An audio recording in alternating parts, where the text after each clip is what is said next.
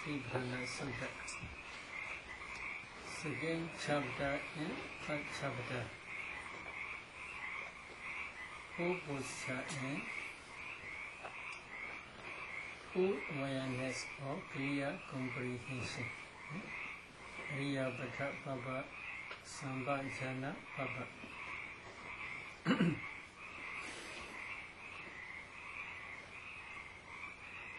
You can sleep well because Dhamma is very tired.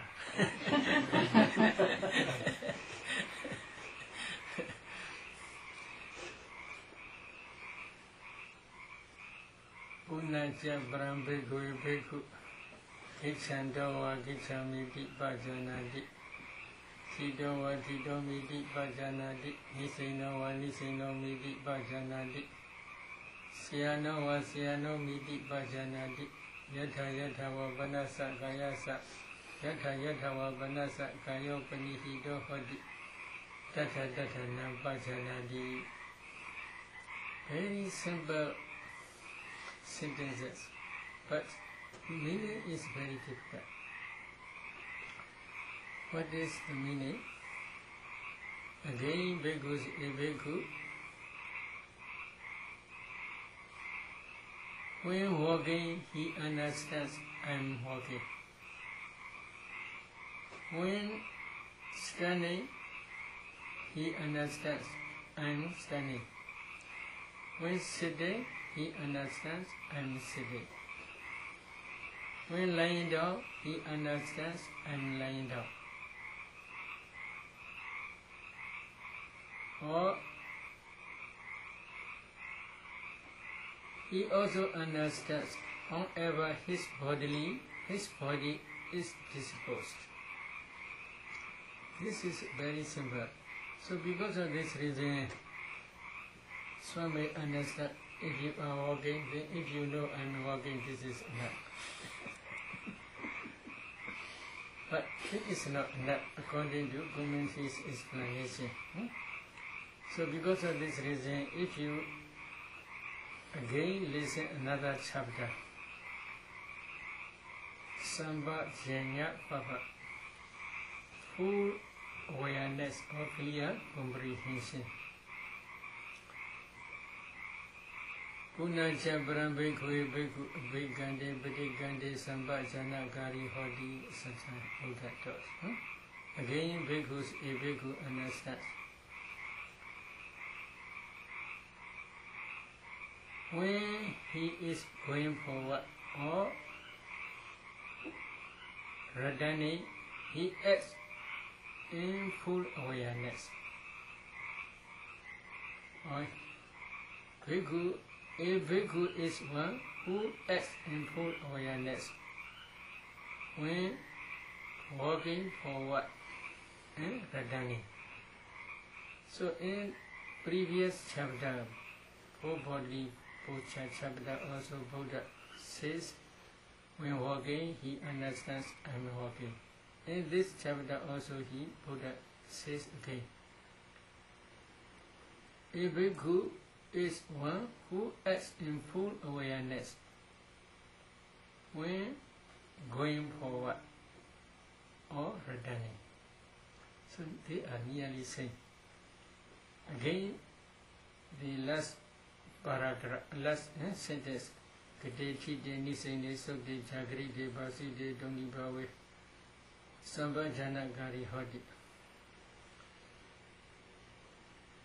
A bhikkhu is one who acts in full awareness when walking, standing, sitting, falling asleep, waking up, dogging, and keeping silence.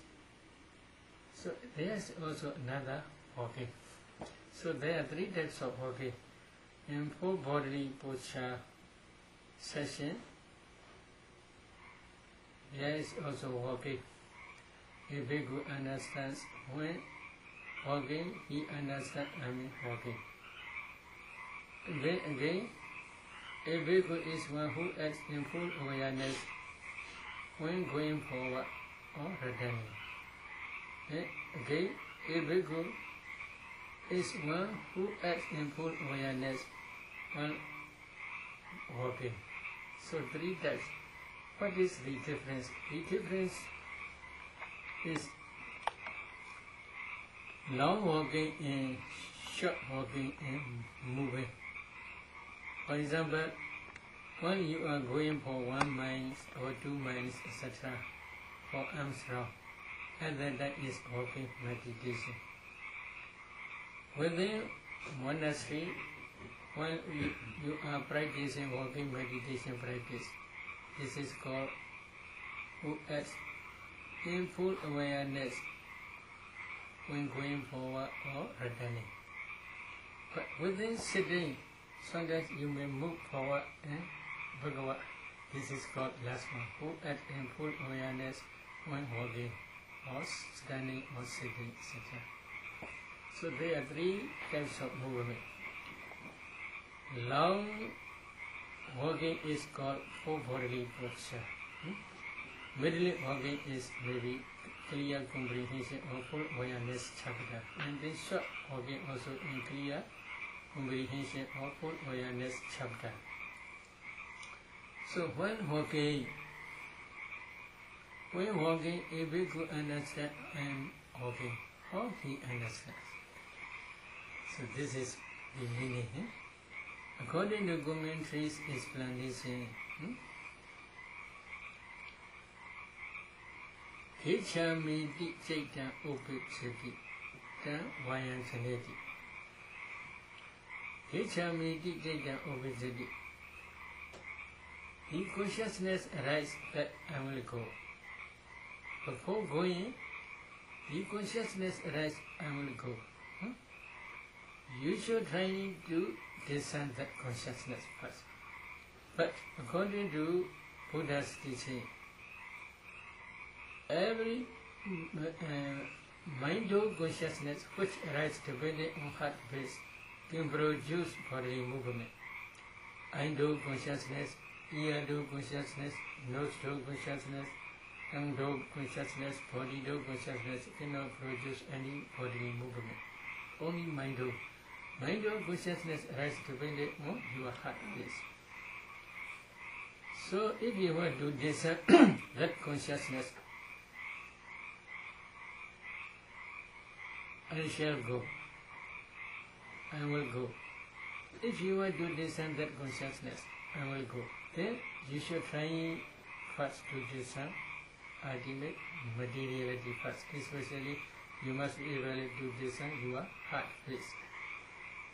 If you cannot discern your heart base, then it is not easy to discern that consciousness, which you have the intention to go somewhere.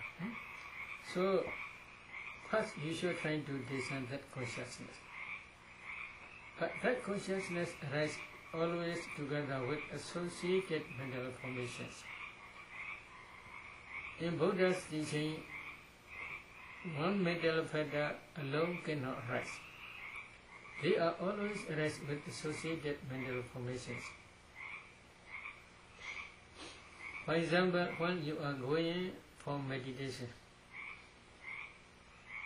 at that time, if you have wholesome Dhamma, then that wholesome Dhamma, wholesome consciousness is associated with usually 33 mental factors.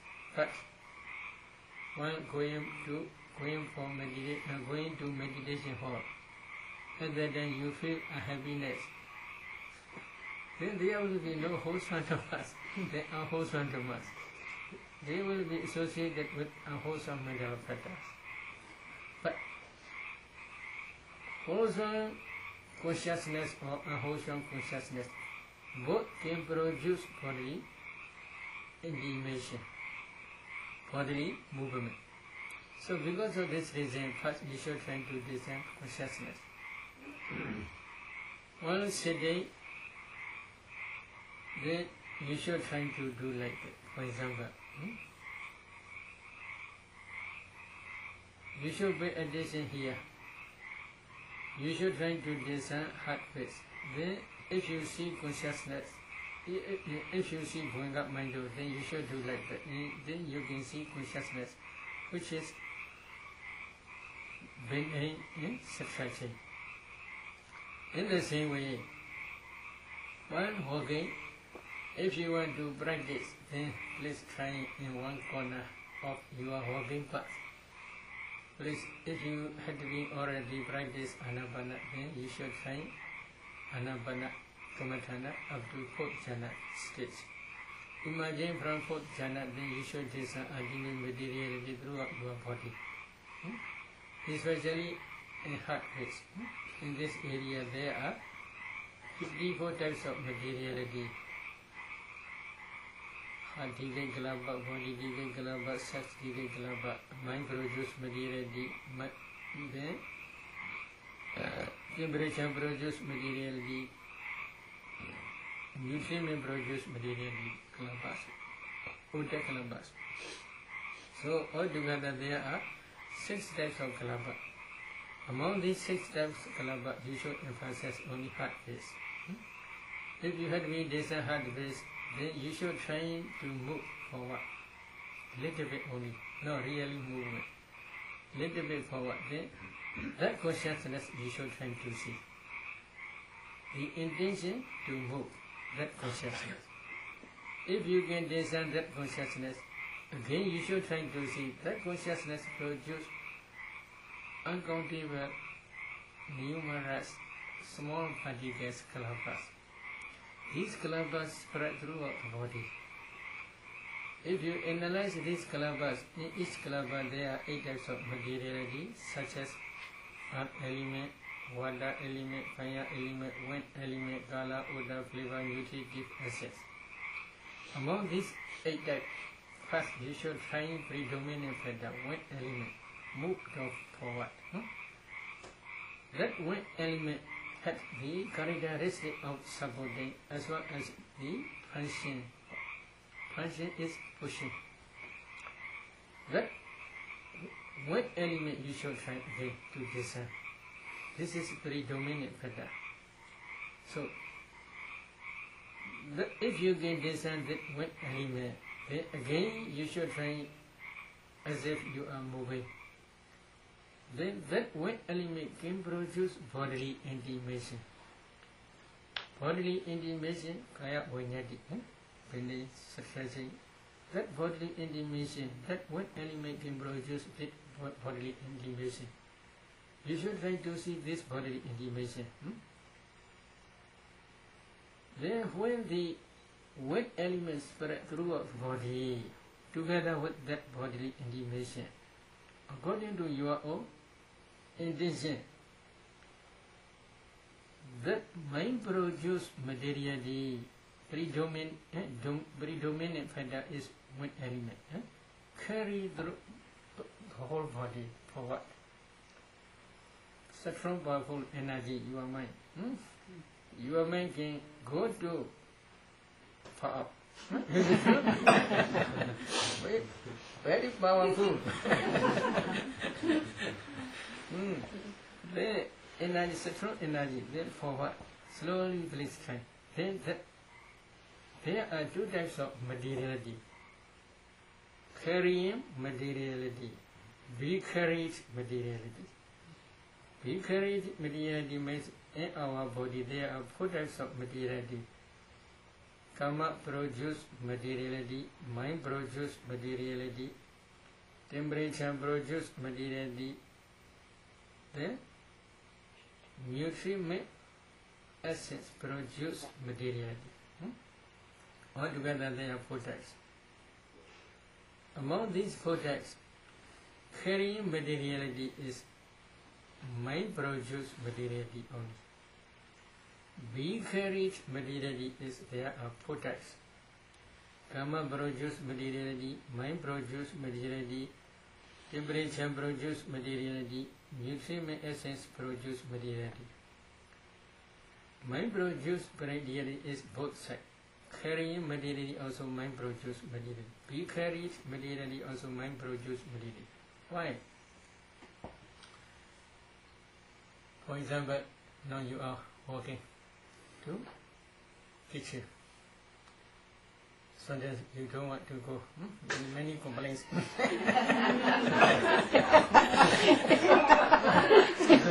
complaints, but you are still going. So sometimes while you are going, you may see any object. Cognitive process arise. That cognitive process also, except unconsciousness, mind movement. Other cognitive process, mind movements can produce in the same way. Mind produce materiality. While walking, you may hear any sound, but you are still going. So that cognitive process, except consciousness. Other consciousness, mind movement, can produce, mind produce materiality. In the same way, while you are going, you may smell any smell. You may feel any smell. That nose to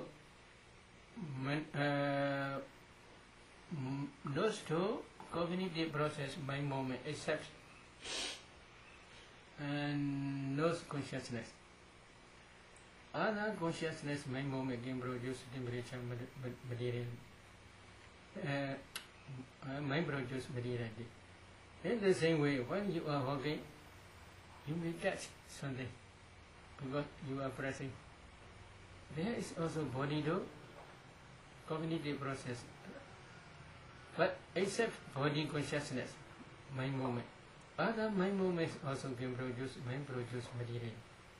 So this eye do, ear do, nose do, tongue do, body do, these 5 do cognitive process may produce mind produce materiality, but they cannot produce any bodily movement. So they are vicarious group. In the same way, when you are walking, there are between 2 cognitive process, there are also many Venga mind states.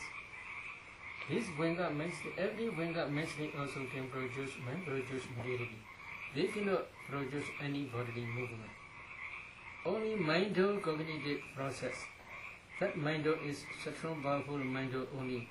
Maybe at the beginning stage, few mind movements, mind cognitive process, they cannot produce any bodily movement.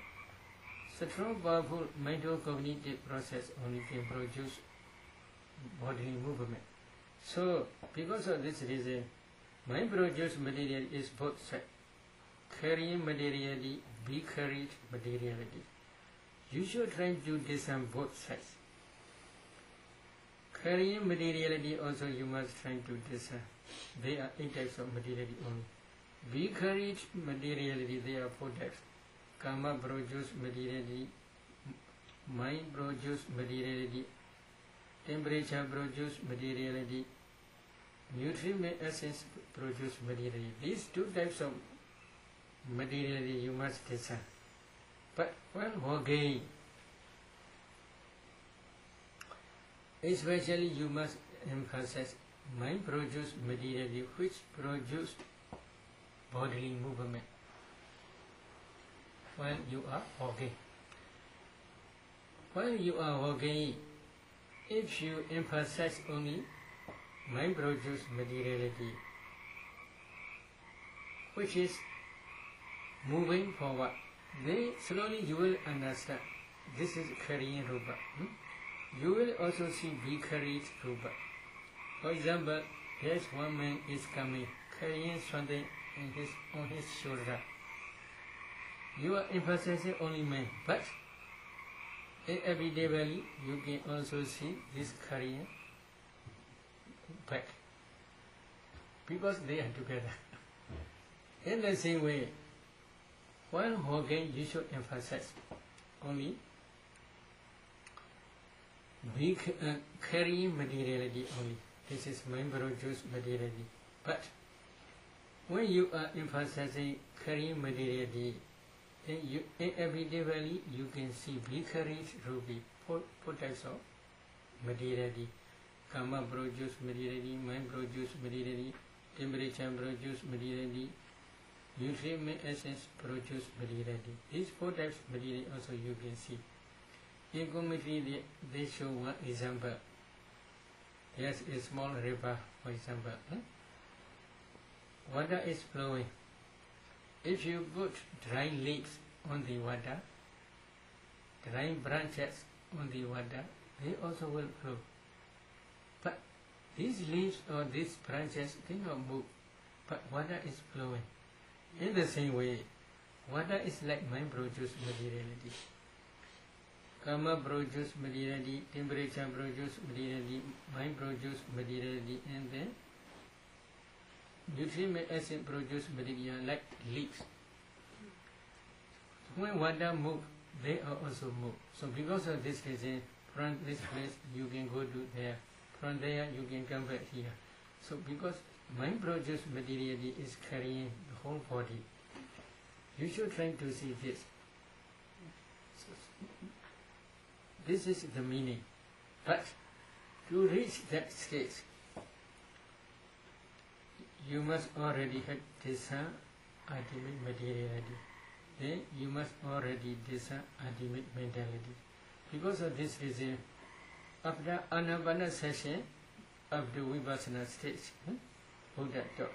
After that only Buddha taught this full bodily posture session. In the same way, Sambhajana session, clear comprehension session, or full awareness session. It is connected to each other. Without discerning ultimate mentality, ultimate materiality, if you practice this full bodily posture meditation, you cannot understand the right meaning. But to reach that stage, for beginners, not easy. So because of this reason, for beginners, in clear comprehension session, commentary explains 4 types of Sambhajana, clear comprehension or full awareness. 4 types is, number 1 is Sattaka Sambhajana. Number 2 is Sabbaya Sambhajana. Number 3 is Gochara Sambhajana. Number 4 is Asamoha Sambhajana. What is Sattaka Sambhajana? When you are bending, when you are stretching your legs, you should try to understand whether this is beneficial or not. When you are going somewhere, you should, before you are going, you should reflect. When I am going to this place, whether there will be beneficial or not. What is benefit? Benefit is increasing wholesome dhammas. What wholesome dhammas? Dana also wholesome dhamma. Sila also wholesome dhamma. Samadhi, samatha, concentration practice also wholesome dhamma. Vipassana insight also wholesome dhamma. So when I am going to that place, these wholesome dhammas will increase or not. You must reflect. If there is no such result or benefit, then you should not go. If there is any benefit, you must go. Such type of reflecting is called Sattaka Sambhajana. So when meditation is beneficial or not? Good. So you must try. If you see benefit, very peaceful, very peaceful, very good. Huh? So it is benefit to your happiness, happiness feeling. Then you must try. So you must reflect. This is called Sattaka Sambhajana. Then Sabbaya Sambhajana is,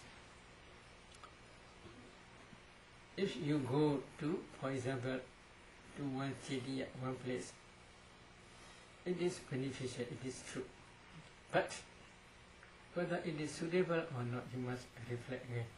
Because if there are so many people, crowded people, if you go to there, then you must attack to each other. There may be many angers, many not suitable activities there may be. So such a place, although it is benefit, you should not go. So this is not suitable. When you are meditating, for example, meditation is okay, but if the subject of meditation is wrong subject, then it will be no beneficial. The method is wrong method, then it will be no beneficial. Maybe nowadays I think so in Japan, many problems, many children who try to be together in motoga. This is wrong attitude. So although it is good, you should reflect whether it will be suitable to you or not. If it is suitable, then you should try. If it is not suitable, then you should refrain. This is Sapaya Sambhajana. These are outside meditation, only just reflection only. But another important thing is Gochara Sambhajana. Before you are practicing Vipassana, this Gochara Sambhajana is necessary. What is Gochara Sambhajana? Gochara, they translate pascha. Pascha. What is pascha? The pascha of your mind.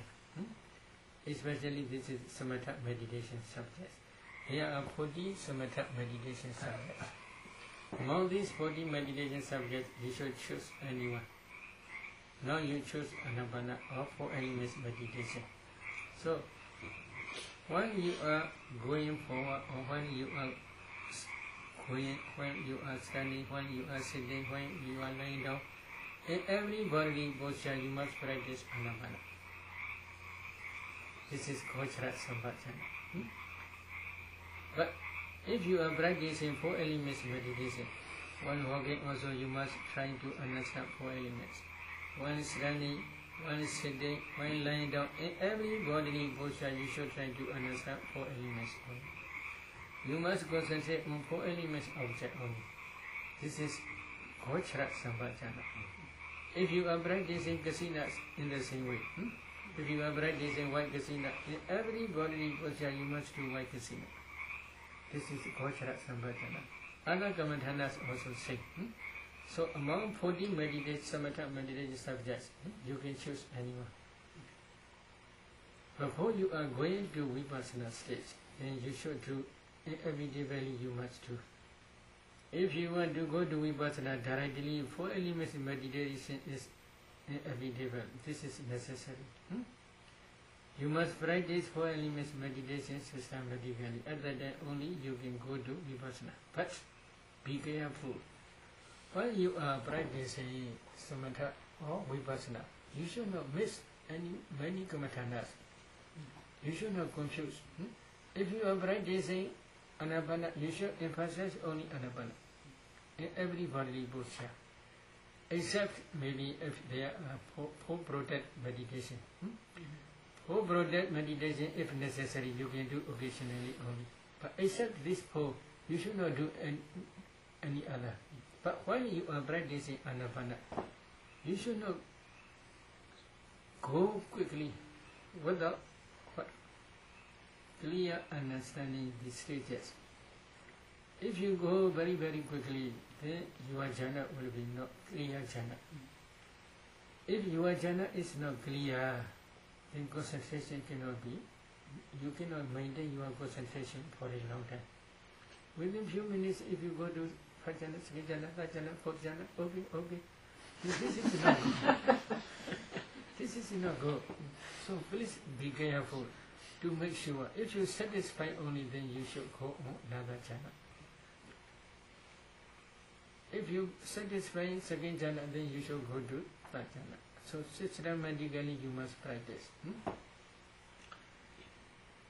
You should not confuse any meditation subjects. In the same way, when you are practicing Vipassana also, you should not try superficially. Oh, I had Vipassana ultimate mentality, I had Vipassana ultimate mentality, oh, I had to study dependent origination very easy. In this way you contemplate, this is not good. We are teaching systematically. You must face the ultimate materiality clearly. You must discern ultimate mentality systems clearly. You must discern dependent origination, at least 2 ways we teach, at least. For those who want to practice more, 5 ways we teach. Dependent origination, there are 5 ways from that. After that, you must discern this ultimate mentality, ultimate materiality and their causes by way of characteristic, function, manifestation, and proximate cause. So there are in each mental factor, in each physical, in each rupa, there are different characteristics, different function, different manifestation, different proximate cause. For example, earth element. What is the characteristic of earth element? In many sutras, especially Buddha emphasizes only characteristic of earth element, two only. Kakhala, Krigata. Kakhala is hardness. Krigata is roughness. Why? How soft maybe if you touch, you can feel little bit hardness. Less hardness is called softness. Strong hardness is called hardness. So only there are always when you compare two objects at that time only this is soft, this is hard. But how soft maybe if you touch, you can feel little bit hardness. So because of this reason, in Sutta Buddha emphasizes only two, Kakala and Krigata, hardness and roughness. But in Abhidhamma, Buddha says six, hardness, roughness, heaviness, softness, smoothness, lightness. Why? The listeners, especially Devas and Brahmas, their body is very soft. So because of this reason, if they distinguish hardness and softness, they will be understood clearly, because their body is very soft. In the same way, roughness and smoothness, heaviness and lightness, if they distinguish in this way only, they will understand clearly. Because of this reason, Buddha taught in heaven, in Abhidhamma. But in human world, usually many, like Mahayana, Vada Sutta, and Dadu Vimanga Sutta, etc., only Buddha taught Kakala Krigata. So this is the characteristic of earth element. What is the function of earth element? The function of earth element is standing place of the concomitant materialities. For example, anti-gate kalapa. If you analyze anti-gate kalapa, there are 10 types of materiality: earth element, water element, fire element, wind element, kala, odor, flavor, nutritive essence, and light faculty, and transparent element. All the remaining, except earth element, the remaining 9 robust materialities arise dependent on earth element. Without earth element, they cannot arise. They must stand on the element. Earth element is like ground. So now we are all standing on the ground. If there is no ground, we cannot stand. So standing place, this is called this function. What is it? Is manifestation. When a meditator discerns this earth element, he will see, oh, this is a Dhamma rasa. So Sampadichana, yes, okay. Sampadichana Vichupatana, Sampadichana, oh, this earth element is receiving the remaining concomitant materialities within Sankalapa. If this is maybe standing place, others are above, for example, others are above, this is below. Then others are, the earth element receive others 9 to appear. So this is a receiver, as a receiver. The proximate cause, what is proximate cause? Within one kalapa there are 4 elements. The remaining 3 elements, water element, fire element, wind element, these are proximate cause. Without water element, without fire element, without wind element, earth element alone cannot rise. You can see this earth. There is wetness. There may be heat and cold. Fire element. There is water element. There is always movement. So this is wind element. So without the remaining three elements, earth element alone cannot arise. So in this way, you must discern every middle feather as well as every rupa by way of characteristic, function, manifestation, and proximate cause. Without discerning these four ways, four types, your insight, understanding, or your understanding knowledge of ultimate mentality and materiality will be not clear. So in this way also you must teach. You must learn. After that only you can go to Vipassana. So if you go to directly to Vipassana, okay, all are nature. Then your insight knowledge cannot produce for realization of Nibbana. Because it's just only superficial. In the same way, while walking also, if you want to discern real ultimate mentality and materiality, then please stand up in one corner of walking path. Please try meditation or maybe concentrate anapana or maybe any jhana. Up to fourth jhana stage. For example, if you are practicing anapana, then you should try anapana again up to fourth jhana stage. Coming up from fourth jhana, you should discern ultimate materiality, the whole body, throughout the body. You should discern four elements. When you see kalabas, you should analyze. Especially emphasize here heart, please. Then you should try to move. That consciousness you should try. You decide I will go. That consciousness you should try to discern. If you can discern that consciousness, again, you must discern that consciousness produce many mind produce materiality. This mind produce materiality spread throughout the body. For easy understanding, we are saying spreading throughout the body only. Really, everywhere they are producing, because every kalaba has no leg. They cannot walk. As soon as they arise, they pass away in their own place. So from here, they do not go to there. But because of this power of consciousness, everywhere mind produced material is rising and passing. You should try to see these small particles. And then, after that, please analyze these small particles. There are 8 types. Among 8 types, wind element is predominant factor. That wind element produces bodily intimation, moving manner.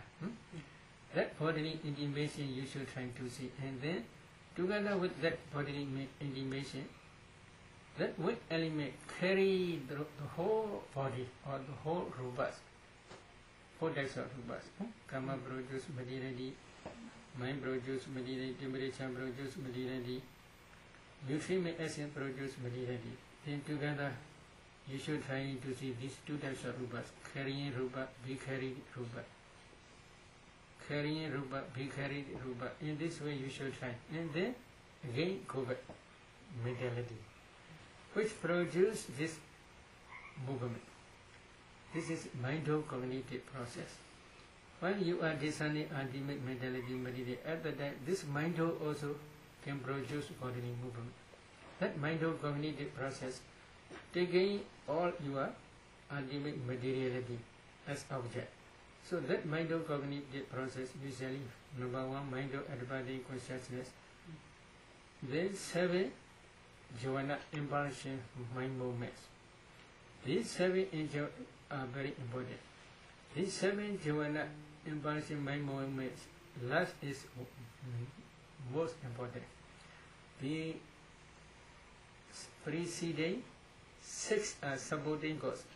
Last is to produce bodily movement. So this such type of mind-cognitive process rise and pass away many times.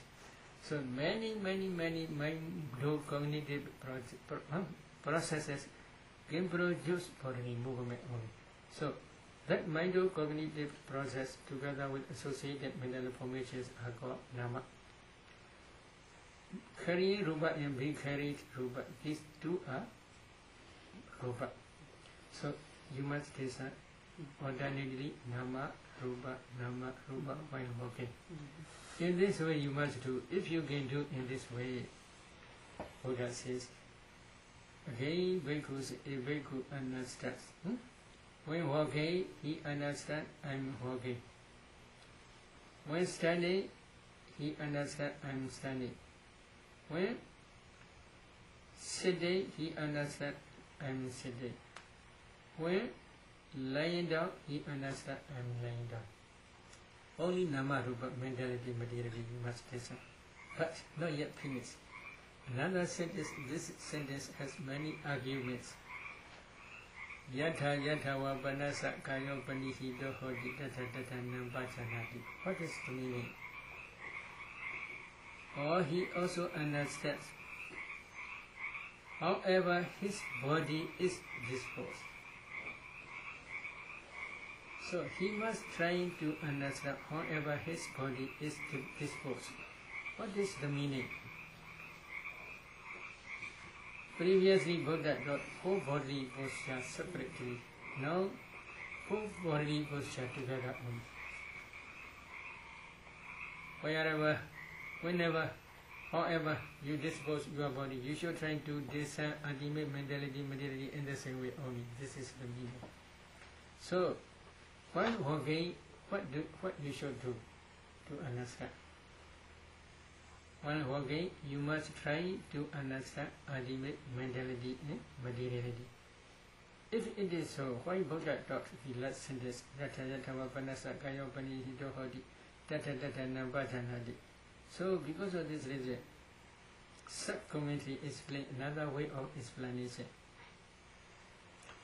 Before Buddha emphasized only carrying rupa, mind produce materiality. If he emphasized to discern mind produce materiality, which is carrying the whole body, the whole rupa, then slowly he will understand vicariate materiality also.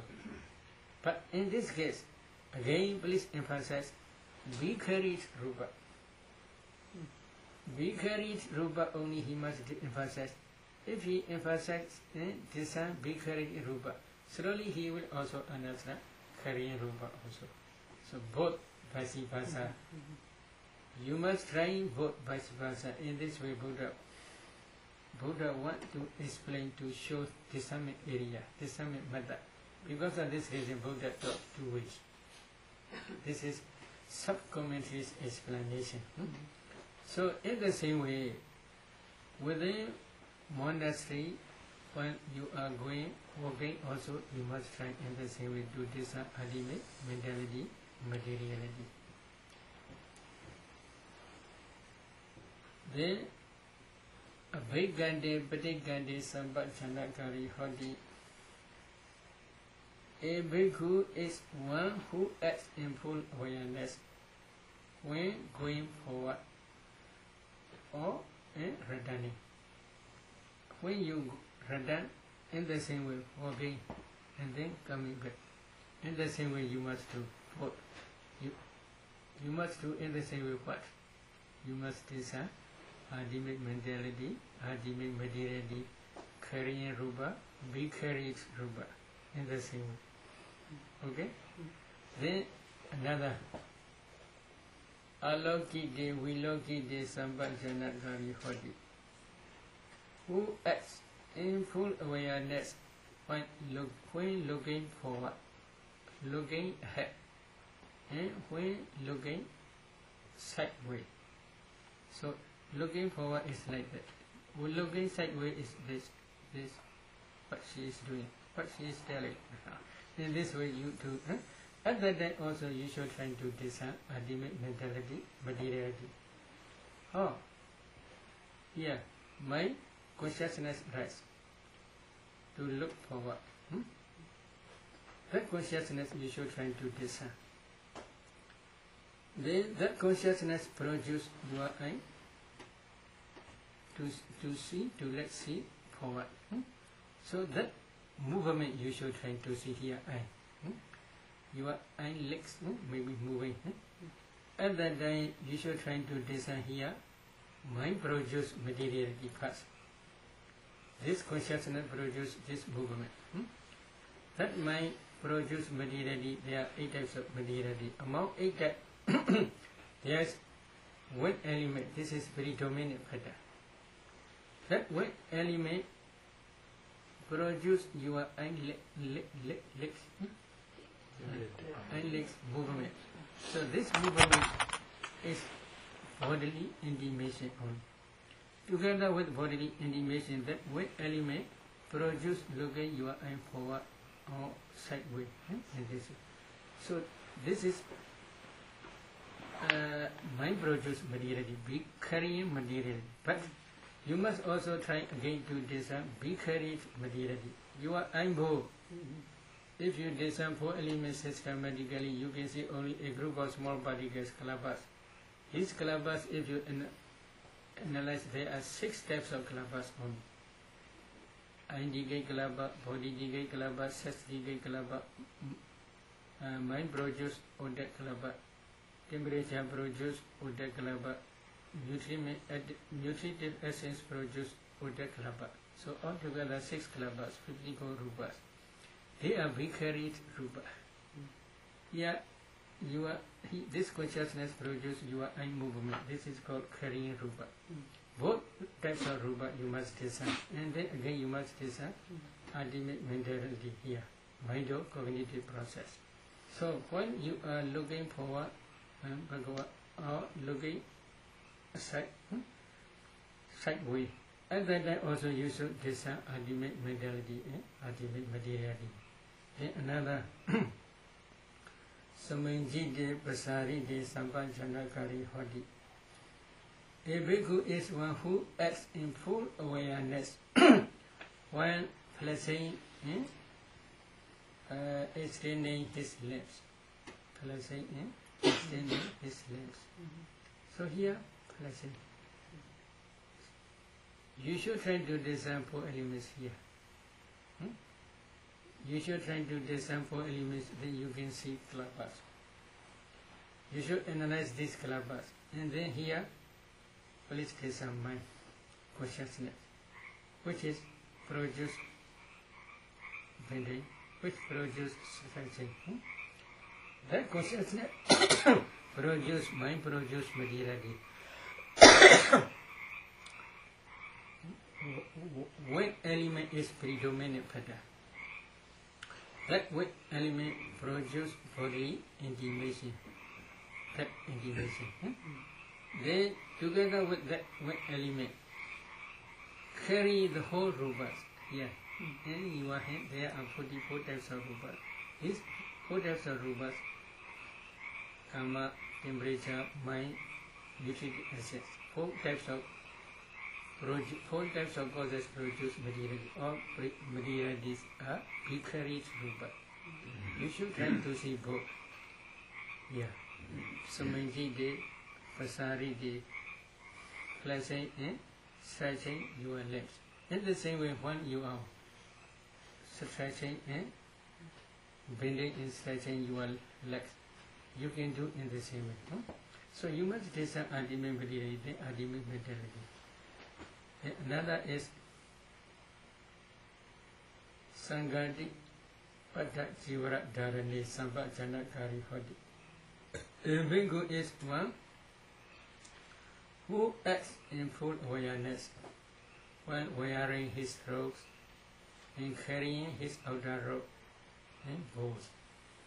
Now we are going for arms round. And then also we are trying to do this ultimate mentality.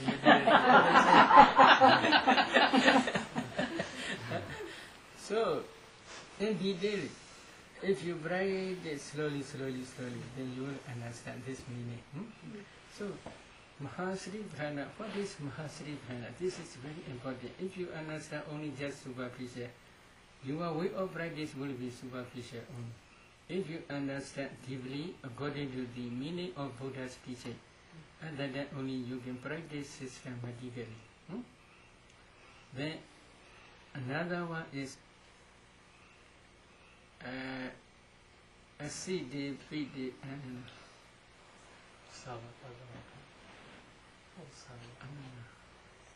Aside Bide Kaide Saide Sambajanagani Hodi. A bhikkhu is one who acts in full awareness while eating, drinking, consuming food and tasting. So while eating also, how he should do, what he must understand. In the same way, here, put one thing, you choose, there are pushing, pushing, hardness, roughness, heaviness, softness, smoothness, lightness, flowing, cohesion, etc. 4 elements are present. You can design 4 elements. Then you can see here the whole head or the whole body ultimate materiality. And then you should design here mind, which is ide.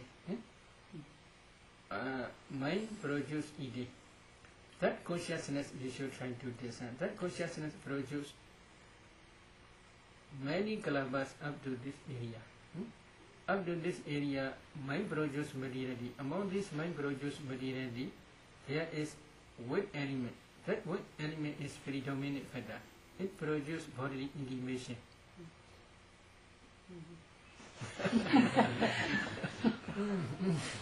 Bodily intimation. This intimation is produced by.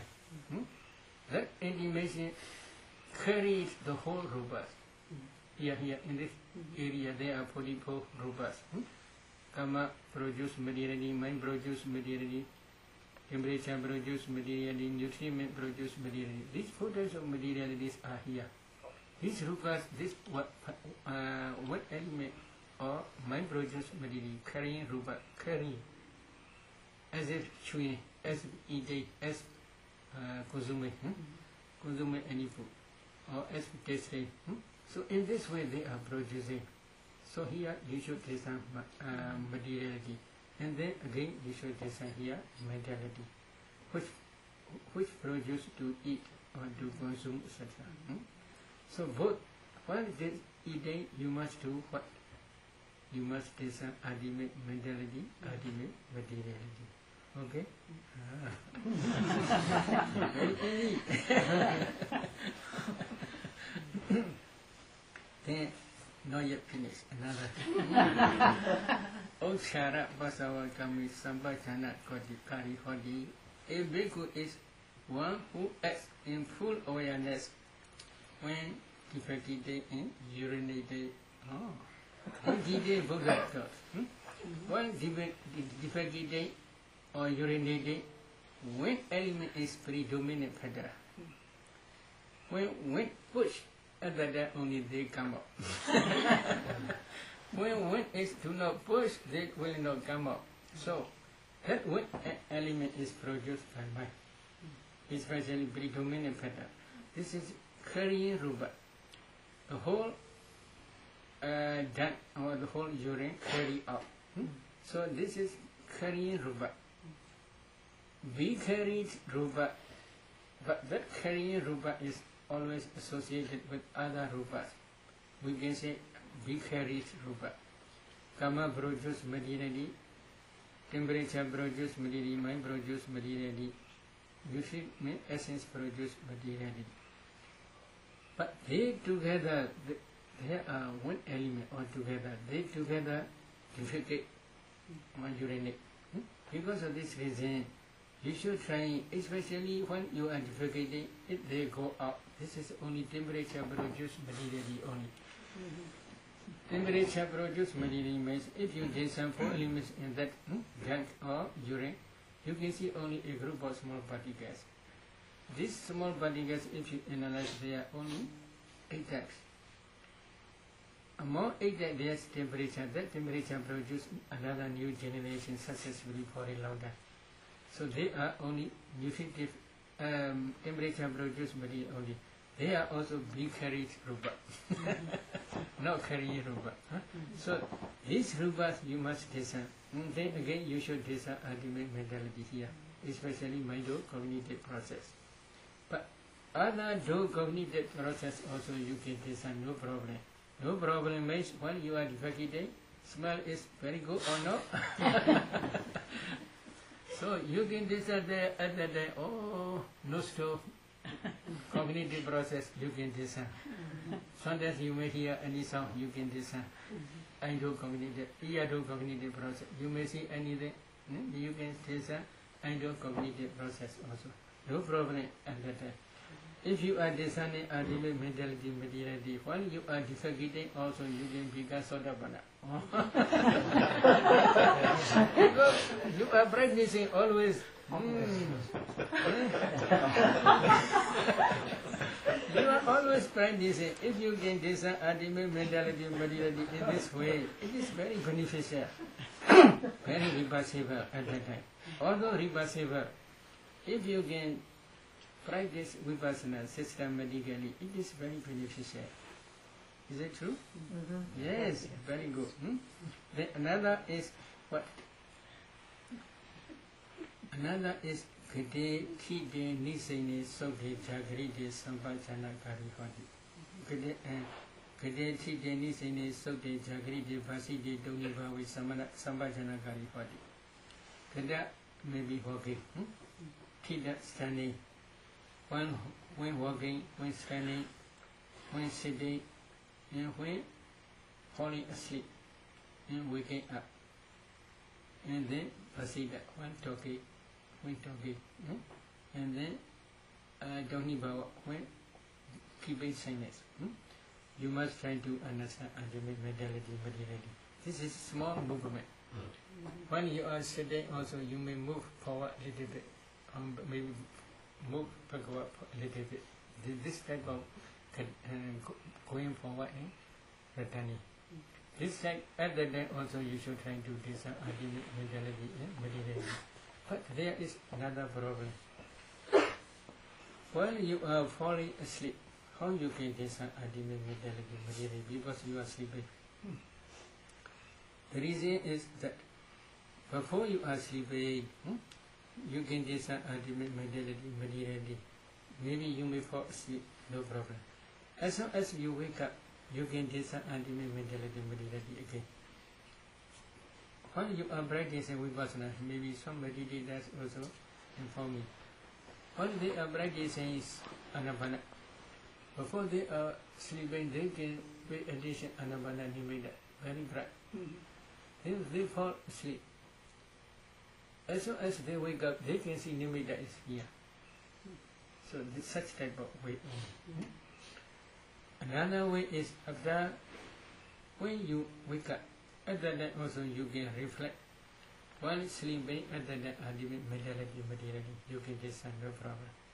And then when you wake up, at that time also suddenly you must discern ultimate mentality and materiality. In the same way, while you are talking, there are also, at that time also you should try to discern ultimate mentality, materiality. How you can discern? Here consciousness, which I only talk. Consciousness, I only talk, rise. That consciousness you should try to see. When that consciousness produce, mind produce kalabas many. These mind produce kalabas are spreading throughout the body. But especially this area predominant. Here, coming up from here. You want to talk. So at that time, here, your lips, little bit movement. That mind produce materiality, produce this movement. How? In that mind produce materiality, there is wet element.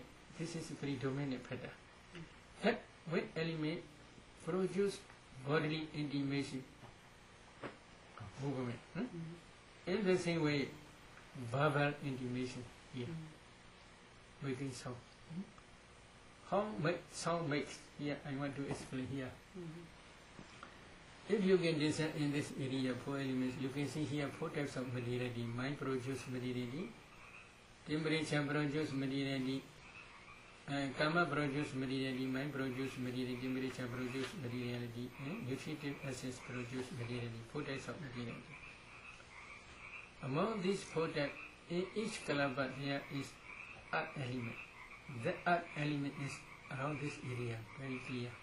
Among these art element, karma produce art element is predominant pattern. Here mind you want to do something. Your mind produce materiality coming successfully here. Up to this, in that mind produce materiality, there's earth element. Among this mind produce materiality, there's also wind element.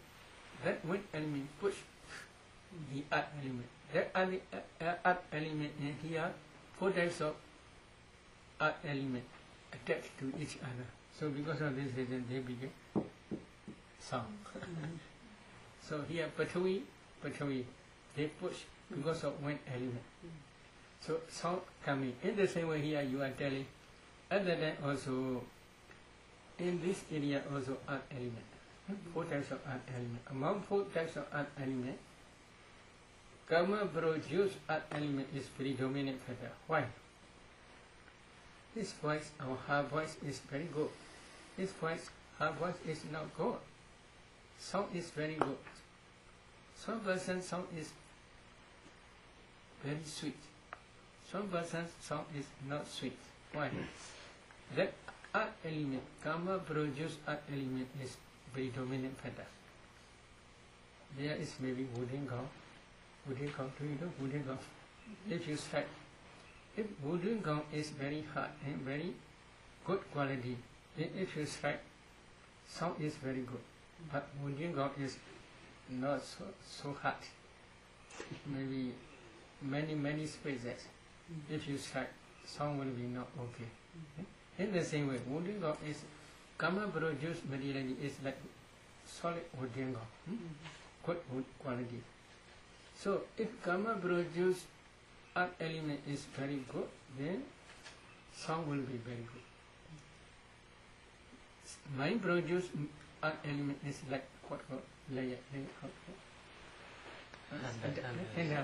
like handle, maybe morning that person is now calling me.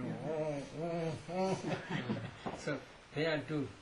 This is like mind produced materiality. This is 4 types of materiality, especially karma produced materiality is predominant pattern. Okay? Then at that time also you should try to discern this ultimate materiality as well as ultimate mentality. Then, so because of this reason, every bodily posture, when you are practicing Anapana, you should try Anapana only. Up to 4th jhana stage. After that, if you discern ultimate mentality, then you can try to discern ultimate mentality and materiality. But this is not the end of this chapter. Buddha continue another week Vipassana. Indi ijadava gaya gaya nupasi viharati, bhaidava gaya gaya nupasi viharati, ijada bhaidava gaya gaya nupasi viharati. In this way, a bhikkhu, he is contemplating body as a body internally. He is contemplating body as a body externally, or he is contemplating body as a body internally and externally. So you must discern ultimate mentality, materiality, internally and externally in the same way. Then samudaya dhammanupasiva gaya same viharanti, vaya dhammanupasiva gaya same viharanti, samudaya vaya dhammanupasiva gaya same viharanti. So same like Anapana session. You must try to discern, or you must contemplate.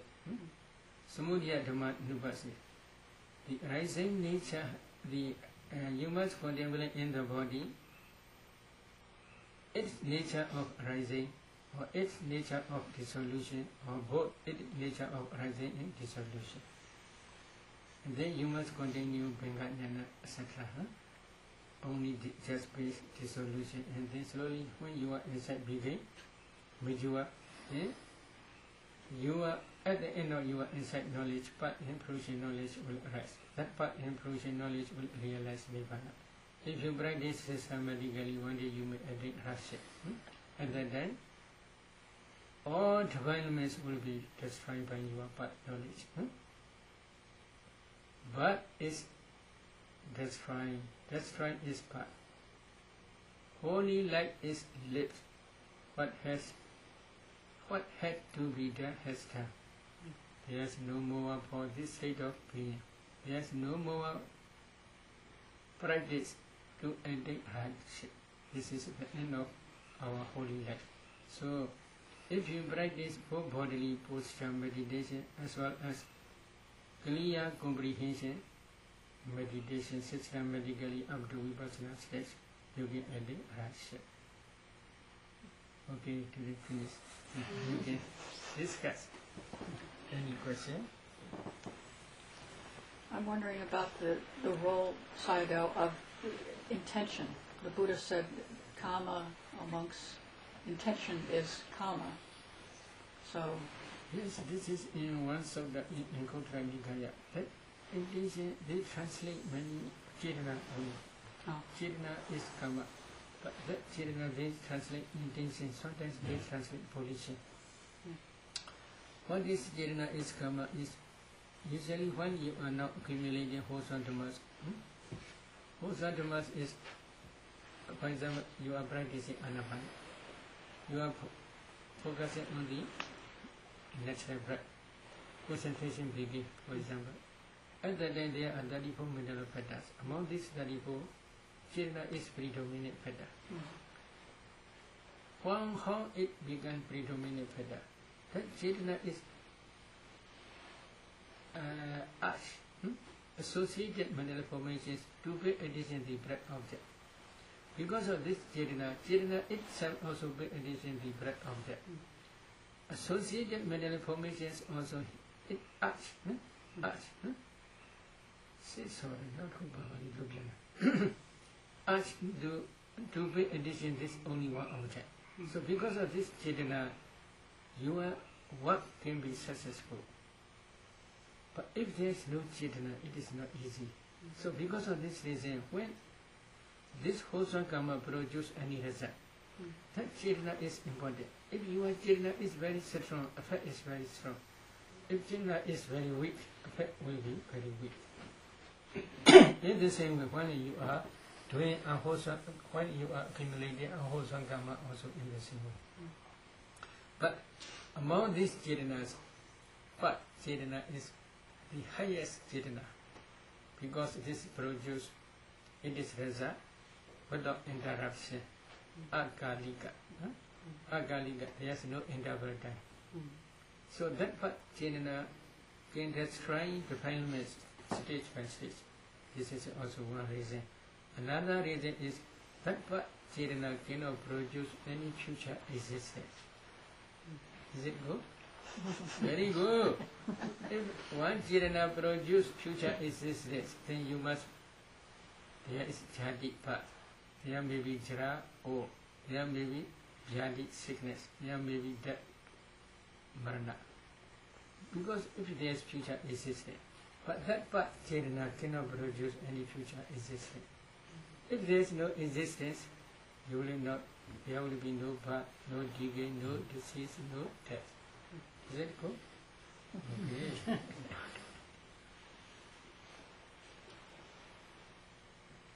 Any question? SayaDaw, bodily intimation and verbal intimation are listed separately. Yes. And I don't understand the distinction between them. Separately they are mentioned, but they are maybe A, B, C, etc. This is also together with bodily intimation. But bodily intimation alone cannot produce right sound. So verbal intimation also necessary. Verbal intimation is coming out from here. Bodily intimation also coming out from here. But they are usually separately mentioned. They are not real rupas. They arise depending on real rupas only. For example, this finger, this is okay.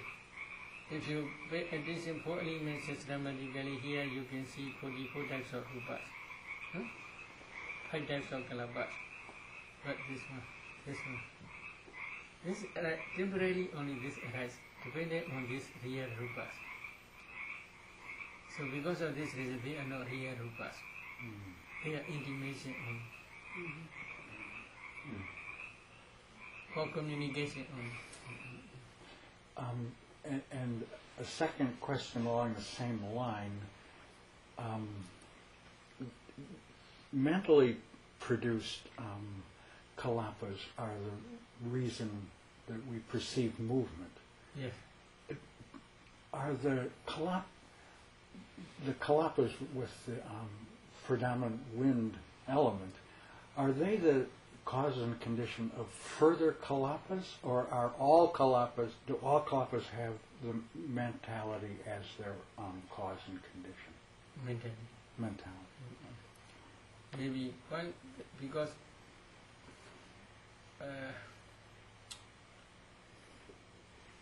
Chaitan Vayan Chanedi, commentaries explanation. Chaitan Vayan Chanedi, mind produced wet element. So sub-commentary explains not only wet element, because Rupas rest as a kalapa only. So mind produced kalapas, and that kalapa wet elements predominant pada only. That predominant wet element produce bodily intimation. This is also not really true, because wet element alone cannot produce bodily intimation. What the other three elements, wet element alone cannot produce bodily intimation. So, earth element, water element, fire element, wet element, all together only can produce bodily intimation, because they are Upada Rupa, derivative Rupa. Derivative Rupa means they arise depending on four elements only. But in this case, Buddha taught predominant pada only.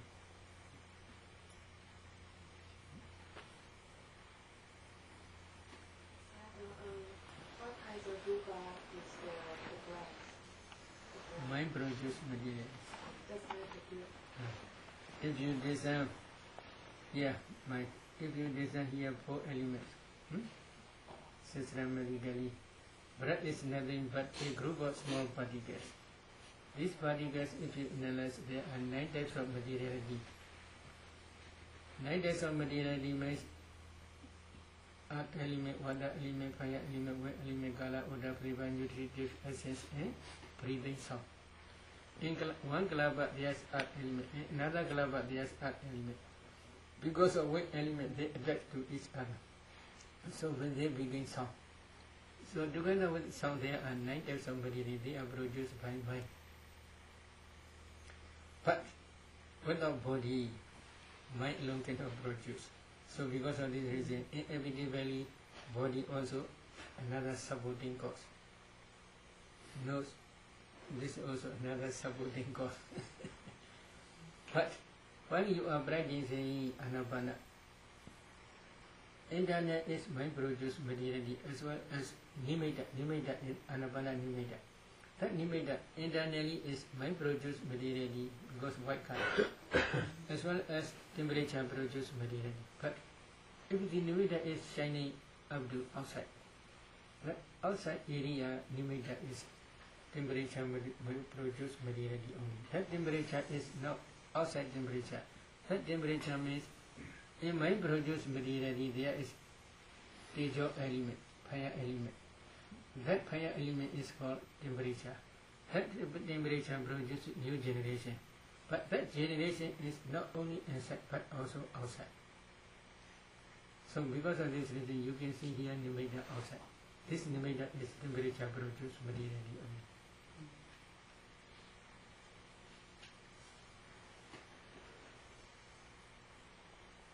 Any question? Energy and vitality is very important to our life. Yes. Is energy also included in the temperature kalapa? Is also included in all 8 type kalapas? Yes. But vitality, especially external vitality, is a strong, powerful supporting cause. In mind, karma produce materiality, there is also nutritive essence, vitality. Mind produce materiality, also there is nutritive essence, vitality. Temperature produces kalapa, also there is vitality, nutritive assets. But they can produce new generation while the external nutritive assets support and digestive fire also support. If there is no external nutritive assets, they alone cannot produce new generation. If they cannot produce new generation, very soon we will die. So external nutritive assets supporting cause is also necessary. So if previously I had received here new food coach. If you design for animals in this coach, you can see coach is nothing but a group of small particles. These small particles, if you analyze in each particle, there are 8 types of materiality. Among 8 types, there is nutritive essence. That nutritive essence is supported by digestive fire element, and life-nonic kalapa. When the digestive fire support, that nutritive essence produce new generation. In that generation, there is also nutritive essence. That nutritive acid support another to karma produce nutritive acid, temperature produce nutritive acids, mind produce nutritive acids, okay? Another nutriment produce nutritive acid. Together with digestive fire. After that only new generations are coming out.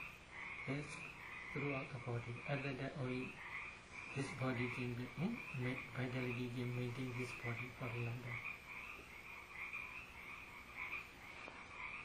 So there is always constant, in the kalapas, there's constant contact, which is constantly reinforcing, yes. grasping on a very subtle level.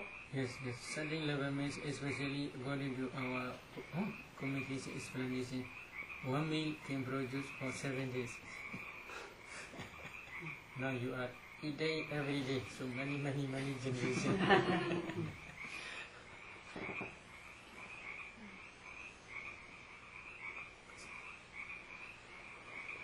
Can Sayadaw explain how some people have managed to train themselves to support the body only with breathing, not taking water, not taking food? How that they can support the life process in this way? There may be also their karma, so their karma is also maybe external supporting cause. External supporting cause means maybe here, for example, when it blooming, for example, although when is, if you analyze when is only a group, a very subtle group of small particles. Among these particles, there is also nutritive acids. Here also digestive fire. That digestive fire support that nutritive acid also can be spread like Bamisara. Do you know? Bamisara. When he was present, there's no food. Cut all food. Then his wife carry food. And Jada said to prohibit all. Then how she do? She wrap Bada to her body. And then Bamisara leg with his thigh. So prior, this also can spread a little bit only, but it depends on their own karma and then so. So they're taking nutritive essence from the air. They are also possible way, but there maybe they also may drink, some people, but I'm not sure. But such persons are some very strange, because of their strange karma only. Their karma can maintain their lifespan maybe for a long time and then so.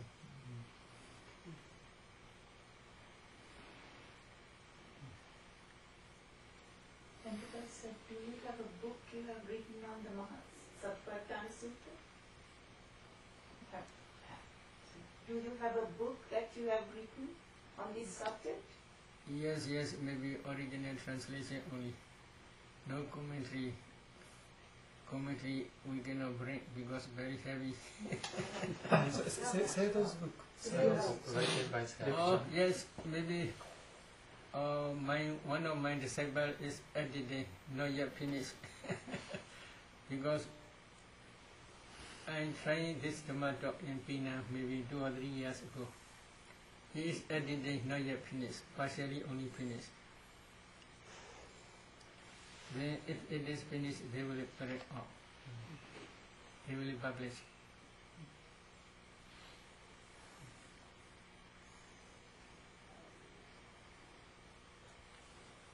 Okay? Yeah. Does a person do all this, what you described tonight, until the end of their life, or is the process stopped after, let's say, the Vipassana work? Maybe I do not understand your question.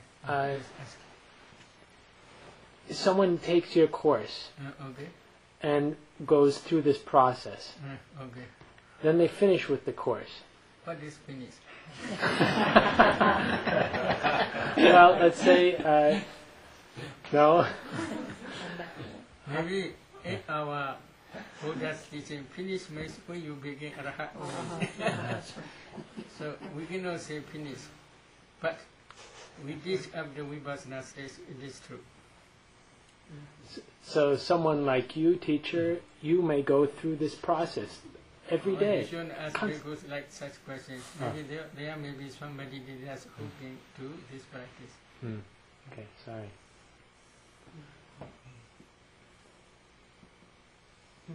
You should try to show evidence. to show what, sorry? Evidence. What evidence? To prove. Okay. Whether this is true or not, you should try.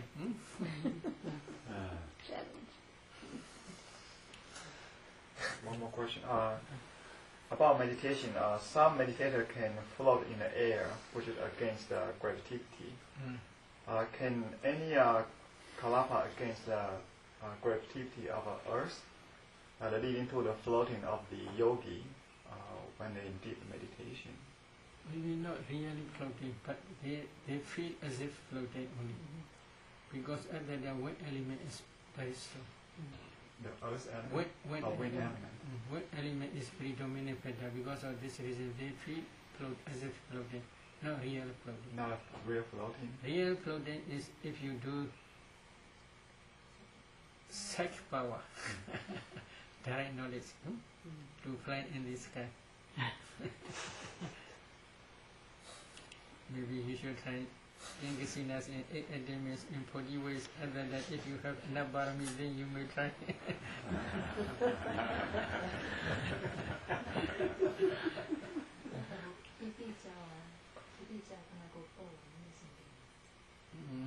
Maybe another way is maybe when you are meditating, other than strong powerful rapture, piti, that piti also can produce sublime mind produce materiality, very superior mind produce materiality. Other than among these kalapas, weight element is very strong. So because of this weight element also sometimes they may float. But in commentary there's one story, but it will be very difficult. Maybe there's one lady who had pregnant. She went to, according to their culture, on the top of mountain there's one festival, Buddha Pujaniya festival. So she also went to go to that mountain, pagoda. But her parents do not permit her because she had pregnant. Because of this reason, but from her house, she heard the chanting voices in the pagoda. So she gained a lot of piti. Other than she reflect Buddha's qualities, she got a lot of piti. Because of this piti, her body fly in the sky and go won't do that stage yet. But it will be very rare story.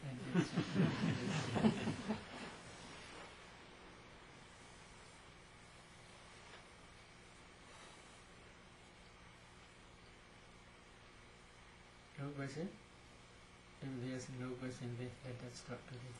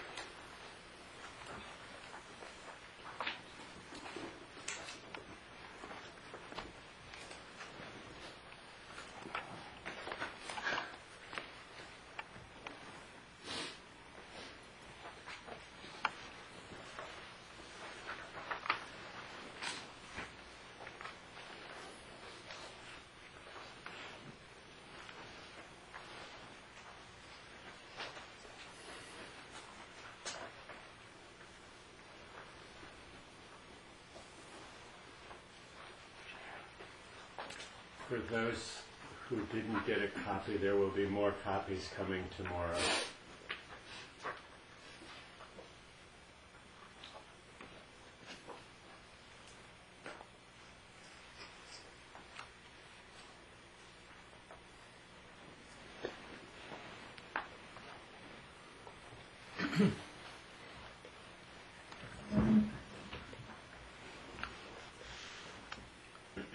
Today we will discuss about 11 types of imperfections.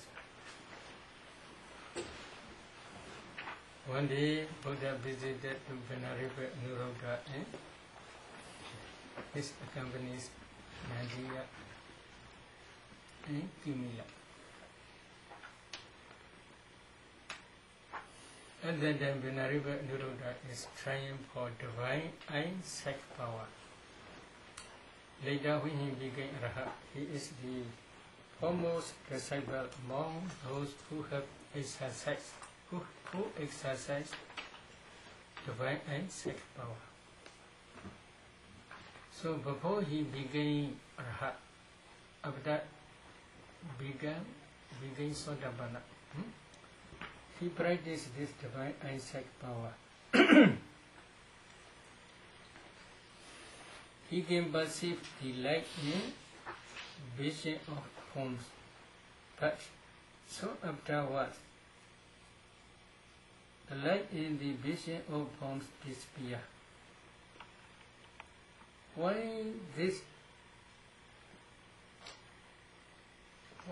the light in the form of the vision of forms? Why did the light and the vision of forms disappear? He do not understand because. So he informed his difficulties to the Buddha. And then Buddha explained the imperfections. These 11 types of imperfections. These 11 types of imperfections are our Buddha's experience before his enlightenment. While he is practicing meditation in Uruvela, he gave birth asceticism, what's that? Self-modification practice. He did raw food, make his body strong. At that day, he practiced samatha and vipassana. He practiced Acinas and Adamas, and he practiced anapana up to 4th jhana. Especially, he practiced at that day 5 mundane sight power. Among 5 mundane sight power, divine eyesight power is one. While he is practicing divine eyesight power, he also discovered the light and the vision of forms. But so afterwards, the light in the vision of forms disappear. Why this problem appear in him? Especially he investigates the cause. He sees number one cause is doubt. When doubt arose in him, his concentration fell away. When his concentration falls away, the light in the vision of forms disappear. He discovered the cause and condition for the disappearance of the light in vision of forms. What is doubt? This is important. I want to explain a little bit more. If one meditator wants to practice divine eye sight power, first he should try 10 kasinas in 8 attainments. Especially later he should emphasize 8 kasinas from Art Kasina to White Kasina. In each kasina up to 8 attainments, he must practice in 40 ways. If you want to understand 40 ways, then please try to see Visuddhi Magga, the path of purification. After that, he must choose one kasina among 3. 3 is number 1 is Tejo Kasina, Fire Kasina. Number 2 is Odada Kasina, White Kasina. Number 3 is Aloka Kasina, Light Kasina. Among these 3, Light Kasina is the best. For example, if a meditator chooses Light Kasina, then he should try taking light, maybe such as light. Taking light, he should try Light Kasina up to 4th jhana. But he must practice again and again. When his 4th jhana produces strong powerful light, at that time, coming up from 4th jhana, he should spread this light kasina up to limited area. For example, 1 compound. He should spread this light within 1 compound. And then he should concentrate on that light again, but not up to 4th jhana stage. Up to excess concentration stage of 4th jhana. Then imagine from that excess concentration, he should do let there be light here. Within this area, the light must be within fixed area. So if he do in this way Adhitthana resolution, after that he should try to look, to see, to concentrate on that light. There is a strong powerful concentration will arise. At that time, he can try to see within this limited area different objects. What are different objects? There may be animals, there may be pretas, ghosts, there may be yakas, demons, there may be devas, there may be human beings, there may be animals. When he is seeing these different beings, different objects, at that time doubt arose. Why? What doubt? What are these objects? Oh, they are man or woman, they are animal or ghost, they are demon or deva, etc. In this way he cannot decide well, because this is past experience. So when that doubt is appear, then because of this doubt or investigation, then slowly concentration will fall away. When concentration fell away, then the light and the vision of forms will disappear. In the same way, this is one example. When you are practicing Anapana, for example, you may see like, oh, what is this? What is this? What is this? Oh, light is coming from here. Oh, it is nimitta or not? Oh, light is coming from here. Is it nimitta or not? you should not investigate. If you have such doubt, this is problem. Another doubt is, this is real nimitta or not? In this way, if you have doubt, this is also problem. But you should not investigate other than just focus only breath. While you are focusing on the breath only, when your concentration develops further, the breath will become nimitta. The breath will become nimitta means the breath coming out from the nostril will become with color, maybe such as grey smoking color, or maybe white color, or maybe brighter color, bright color. So one type of color would coming up together with breath from the nostril. At the time, when we got this is nimitta. Nimitta means the sign of concentration. When at the time, if you concentrate on that nimitta quickly, then it will disappear because your concentration is not yet strong enough to maintain this nimitta. So at the time, you should focus only on the natural breath only. While you are focusing on the natural breath, mind automatically stick to that nimitta. Other than you should concentrate on the nimitta only. No investigation, no doubt. If you have a lot of doubts, then your concentration will fall away. When your concentration falls away, falls down, then the lack or the nimitta will disappear. This is one imperfection. In the same way, while you are practicing 4 elements meditation, white color may appear here, for example, when concentration develops further. Oh, this is real white or not? This is real, not real. In this way, if you have doubt, this is also a problem. You must concentrate on 4 elements only.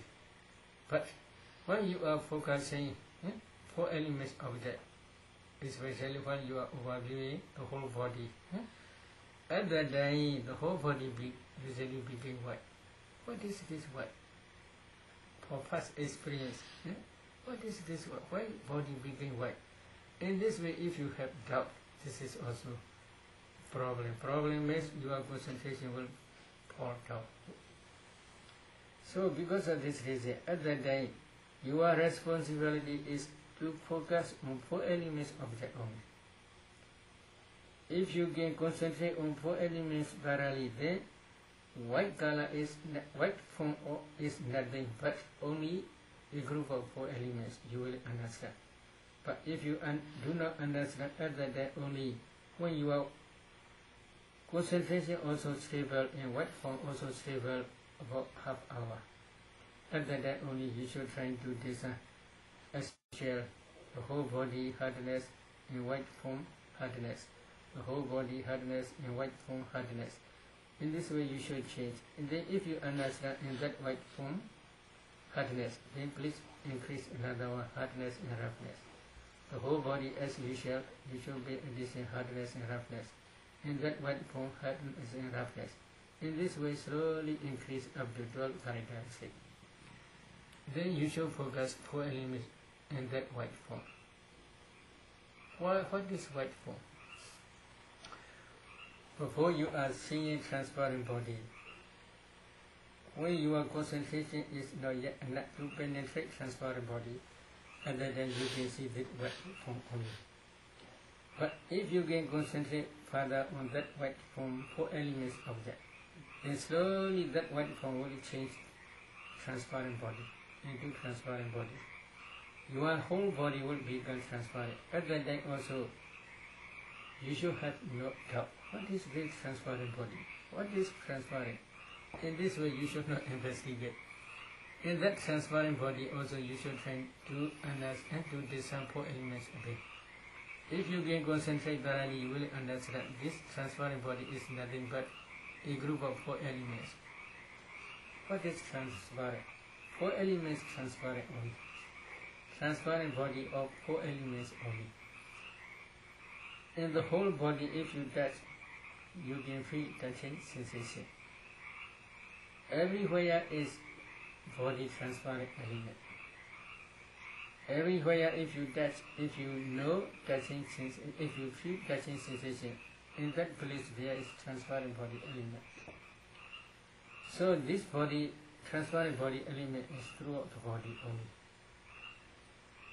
Before you can break down the compactness of transparent body, other than as a group, you see only transparent body as transparent body.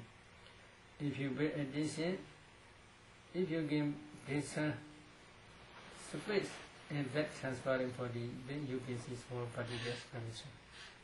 So at that time, if you have a lot investigation or a lot doubt, then this is your concentration will fall down. When your concentration falls away, then that transparent body and light also will disappear. So doubt is very, you should not accept. This is number one, imperfection. Number two, imperfection is inaddition. Inaddition means at the time, Venerable our body center is practicing divine and psychic power. Within limited area, there are different objects. He do not pay attention to these different objects. But he does pay attention. Other than little bit wandering mind. Little bit wandering mind. If he do not pay attention to these different types of forms, then his concentration will fall away. Then when concentration falls away, then the light and the vision will disappear. In the same way, while you are practicing anapana, there may be nimitta. Although there may be nimitta, your mind is wandering to home, to sons, on to daughters, to US dollar, etc. If your mind is wandering in this way, nimitta cannot be stable, because concentration falls down. Because your concentration on the nimitta or the breath object produces this nimitta. When your mind changes to different objects, then concentration will fall down. When concentration falls down, this nimitta will disappear. In the same way, when you are practicing 4 elements meditation, when you are concentrating 4 elements objects,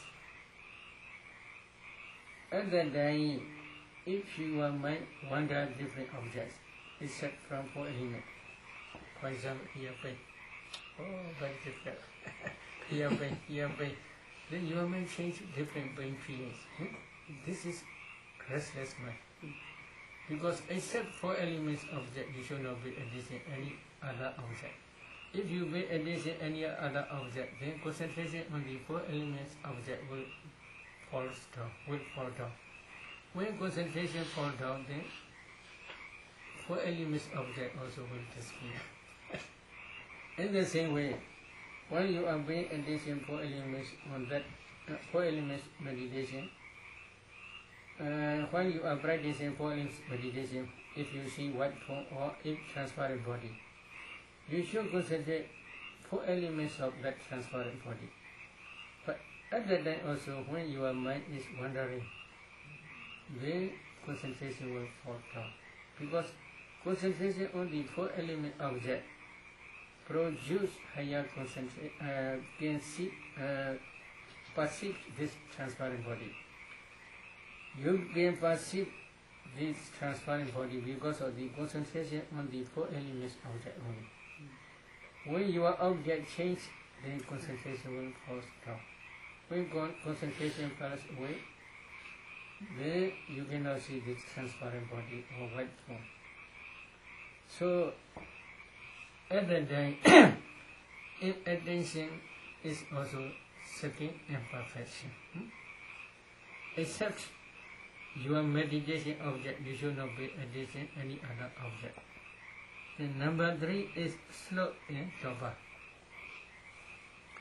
Sloth and Tawya is when he is practicing within limited area. When he was practicing divine and psychic power. Within limited area, When he is focusing the light and the vision of different forms, at the time, sloth and Dobha appear, dullness of mind, mind and mental factors, no eagerness at the time. So, because of this sloth and Dobha, then his concentration falls away. When his concentration falls away, then the light and the vision of different forms will disappear. In the same way, when you are practicing Anapana or 4 elements meditation, if sloth and Dobha appears, then your nimitta will disappear, because concentration is very weak, or concentration may fall down. So, sloth Dobha is also number 3 imperfection. Number 4 is fear.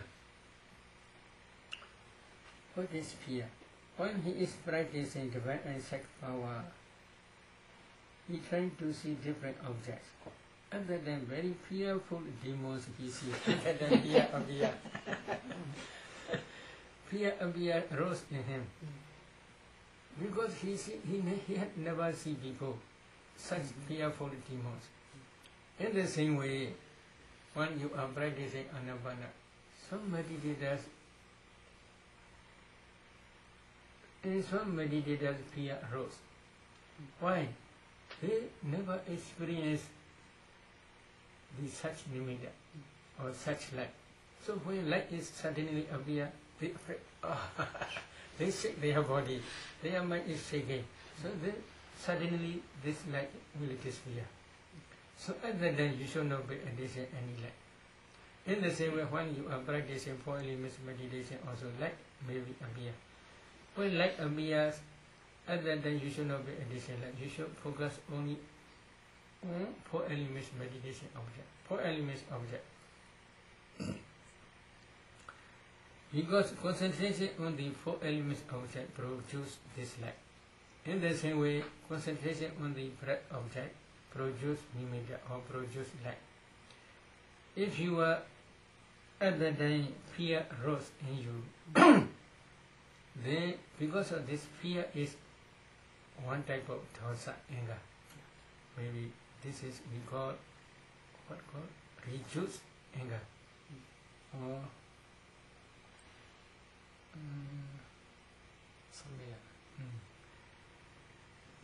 maybe I forget last night. I remember this name. So regress. Regress. This type of fear is called regress.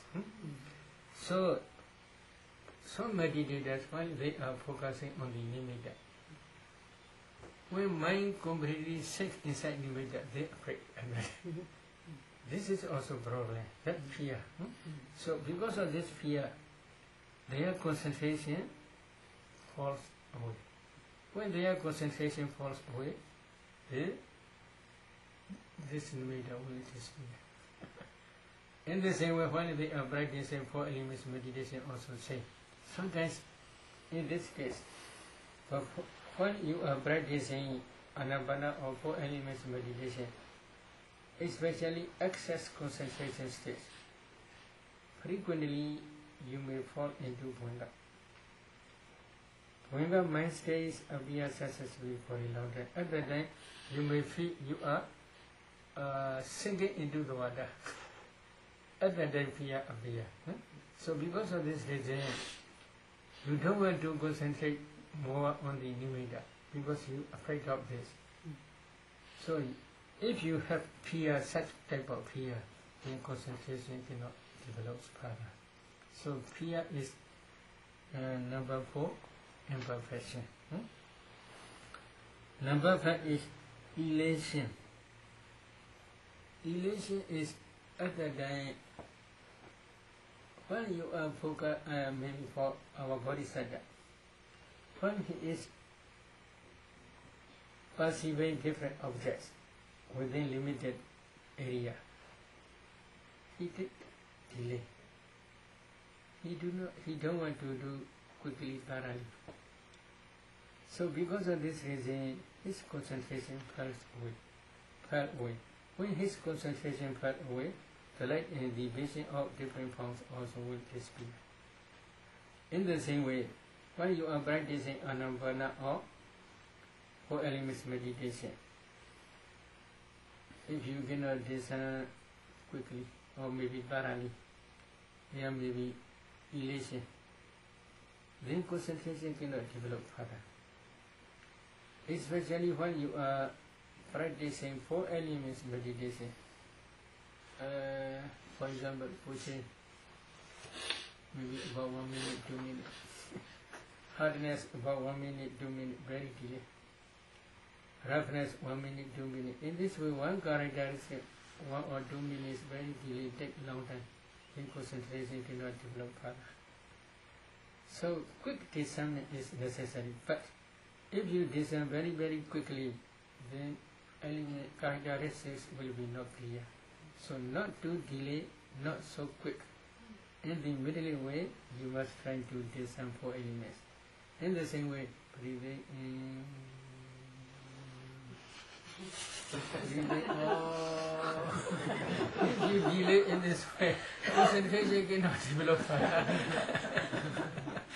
So, not too quickly, not too slowly. Please try. Then, this is elation is the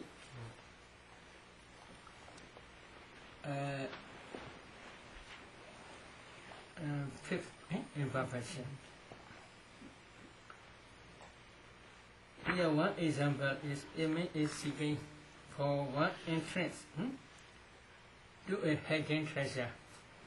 Suddenly when he sees suddenly 5 entrance, then what to do? He had nothing to do, elation only, suddenly he had a lot of elation. In the same way only. When you see nimitta, then what to do? You have nothing to do. You have elation. But you must focus only on the next breath only. This is your duty. Other than you forget to pay attention to the breath, elation that arises. So such type of elation is imperfection. Then another 6 is inertia. Inertia is laziness. Laziness, when you are practicing, sometimes laziness comes. You don't want to meditate. You don't want to concentrate on the 4 elements object. You don't want to pay attention anabana thoroughly because laziness overwhelms your mind. In the same way, our bodhisattva is practicing the right way. At that time also, inertia appears occasionally because he is practicing successfully for 6 years, not 2 months. 6 years he is practicing successfully. Sometimes because of bodily tiredness, inertia appears. So when this inertia arose in him, then concentration fell away. When concentration fell away, the light and the vision of forms disappear. In the same way also, if you have laziness, then concentration cannot develop further when you are practicing anabana or 4 elements meditation. This is 6th imperfection. Now another is 7th imperfection is excess of energy. If you concentrate too hard, then because of this excess energy, excess effort, then restless mind will appear. When restless mind appear, then concentration slowly will fall down. When concentration falls down, then nimitta will disappear. You cannot concentrate on the breath object thoroughly. But our bodhisattva, when he is practicing divine exact power, after that also he tries not too much. Because of this excessive energy or excessive effort, restless might appear in him. For example, if someone grabs a quail tightly, quail is very small one. If he grasps tightly, quail will die. In the same way, because of excessive energy, effort. Restless mind usually appear. Because of restless mind, concentration fell down, fell away. When concentration fell away, then the light ambition will disappear. In the same way, when you are practicing anabana or four elements meditation, four elements meditation, if you practice hardly, then restless mind will appear. So, when restless mind appear, concentration also will fall down. So this is also important. This is seventh excess of energy is seventh imperfection. Then number 8 is deficiency of energy. If your energy is very loose, then your concentration also cannot improve. Because less energy produces laziness. So, too strong energy also not good. Too less energy also not good. The middle way is better. If you catch quail, if you grip quail loosely, it will fly. You cannot catch. In the same way, when you are paying attention on the breath object or four elements meditation, if you pay attention loosely, then you cannot concentrate on that object. You cannot catch that object thoroughly. So because of this reason, deficiency of energy also one type of imperfection. While our bodhisattva practicing divine and sacred power, after that also sometimes he feels deficiency of energy. Because of this deficiency of energy, his concentration fell away. When his concentration fell away, the light in the vision of the forms disappear. This is number 8 imperfection. Number 9 is longing. Expected. No, more than 2 weeks. No, more than 1 week. Maybe that is not yet coming. Maybe that is not yet coming. Or maybe that today come. In this way, if you expect not too much, this is also not good. This expectation is called nikanti. Nikanti is very subtle attachment. Very subtle attachment is a wholesome mind. A wholesome mind in wholesome mind cannot rise simultaneously within one mind moment. Because of this unwholesome mind, your wholesome mind will decrease. Because two different types of mind movement cannot rise within one mind moment. Two different types of mind cannot rise within one mind moment together. So if wholesome mind movement is rising, then unwholesome mind movement cannot rise. When unwholesome mind movement rises, at that time wholesome mind movement disappears. So because of this reason, this longing is very subtle nikanti attachment. Unwholesome mind. Because of this unwholesome mind, your wholesome concentration falls down. When your concentration falls down, then you cannot see your nimitta or your object thoroughly. In the same way, you cannot see your four elements object thoroughly. In this case, for our bodhisattva, when he is practicing divine and sacred power, at that time, he expects different objects. Except within limited area. Outside limited area, he pay attention. What I will see, in this way he pay attention. This is problem. Because of this expectation, longing, then his concentration falls away. When they are practicing divine and sacred power, they should try to see the object within limited area only. Outside limited area, if they pay attention, this is called longing. This longing is not good. This is one type of imperfection, ninth imperfection. Another is perception of diversity. Perception of diversity. When they are practicing divine and such power, within limited area they may see different objects. At that time they should not investigate too much. What is his color? What is his eye color? What is head hair color? What is his body hair color? Etc. In this way, they should not pay attention.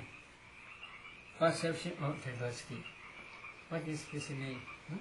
What is her father? What is her mother? What is his parent? How they related to each other, etc. In this way, if they pay attention different perceptions, then concentration will fall away. When concentration fell away, the light in the vision will disappear. In the same way, when you are practicing anabana, oh, nimitta is appearing. Oh, this is yellow. This is golden color. Oh, this is very good. Oh, this form is white, wrong. Oh, this form is low. In this way, you should not be addition color in the different forms. If you be addition color in different forms, when your perception change, they will change always. So there's some meditators in Burma. They additionally try to make love the nimitta. If they are doing in this way, mind is going along the nimitta, and then coming back, then going back.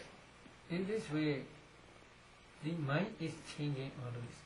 Because of this reason, they cannot enter jhana. Nimitta may be there.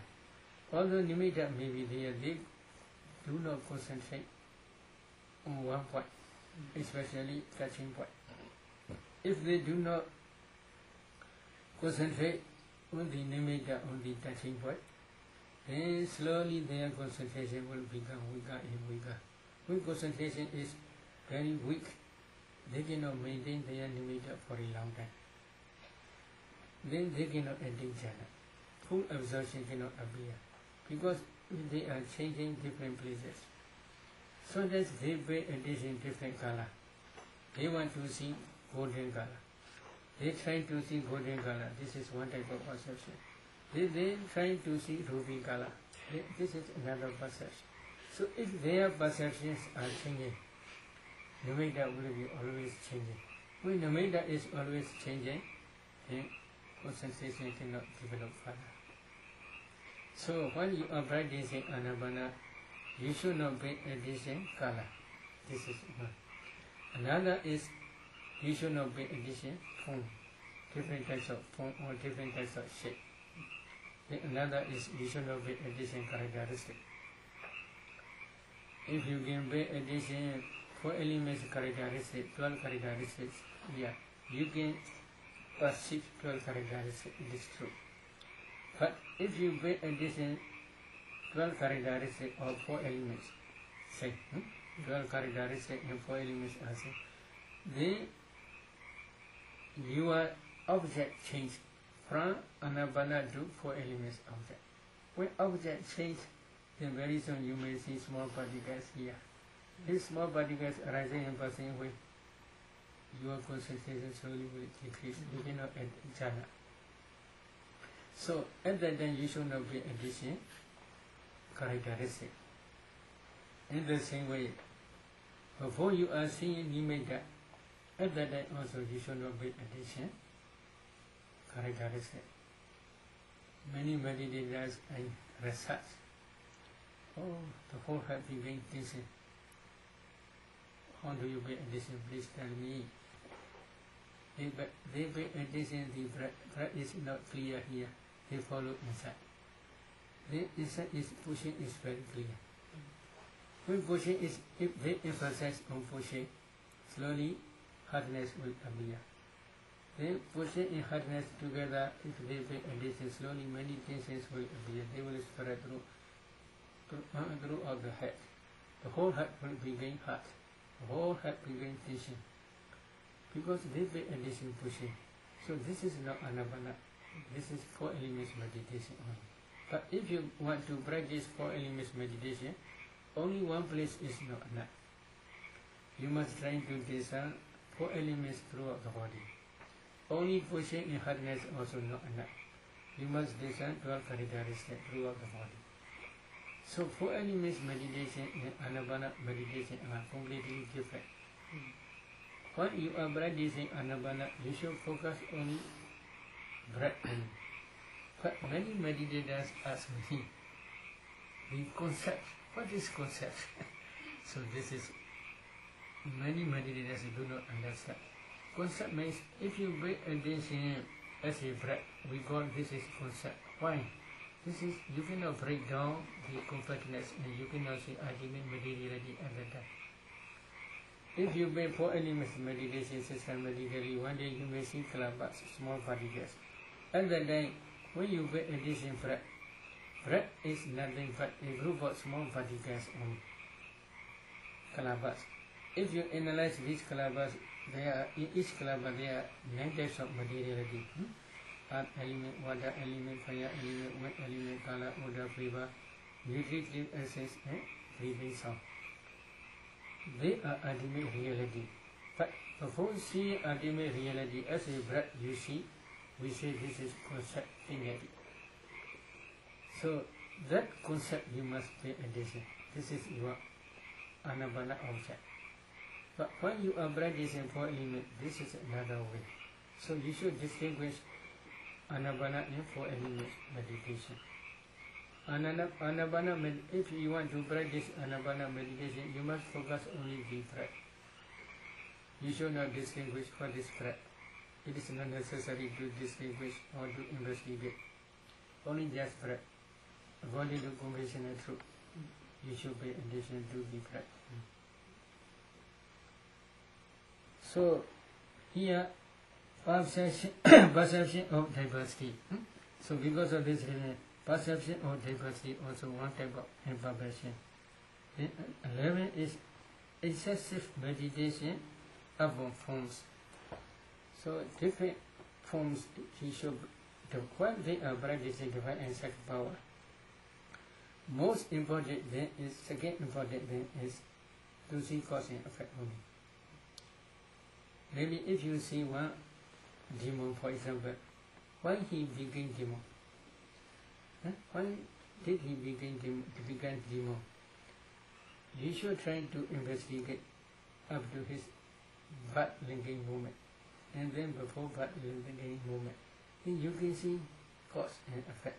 This is very helpful for divine origination. This second divine and sacred power. This is connected with divine origination. Another sacred power is Puviniwasa Dosti, recollection of past lives. Past lives and past aggregates. This is very helpful for Nama Rupa Paricheda, discerning ultimate mentality and materiality.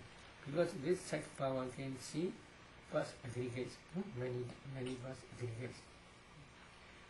So these two sacred power, recollection of past life and divine and sacred power both, they are connected with Vipassana. Because of this reason, our Bodhisattva, when he is sitting under Bodhi tree on the Vishaka Fort Mountain, first he practiced Pupinivasa, recollection of past life. Secondly, he practiced divine and sacred power.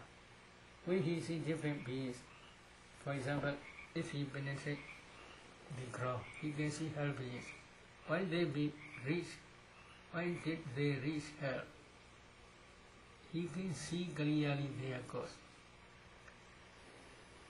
Because before they are reaching hell, from where they are coming, he says, he can see. Or they do such and such ahosvantamas. Because of this ahosvantamas, they reborn in hell. He can clearly see. This is very helpful for divine and dependent origination. In the same way, he said his life about what? He can see there are many devas. When they became deva? From there, but making moment forward, he made a decision, then he can see wholesome dhammas which they accumulated in previous life. Because of this wholesome dhammas, they are reborn in Devava, etc. You can clearly see. But he only emphasizes forms. Then his concentration may fall. He cannot improve. So forms may be here excessive meditation upon forms. Only just he's trying to see only forms. He do not investigate cause and effect. So if he does in this way also, then his concentration slowly fell away. When his concentration fell away, then the light and the vision of forms would disappear. In the same way, when you are practicing anapana, especially when you make the abhiya, you should not be in the same form. If you emphasize only form, this is also when your perception change, form will be changing. Because of this reason, if you pay attention only just form, it is not good. How you should be?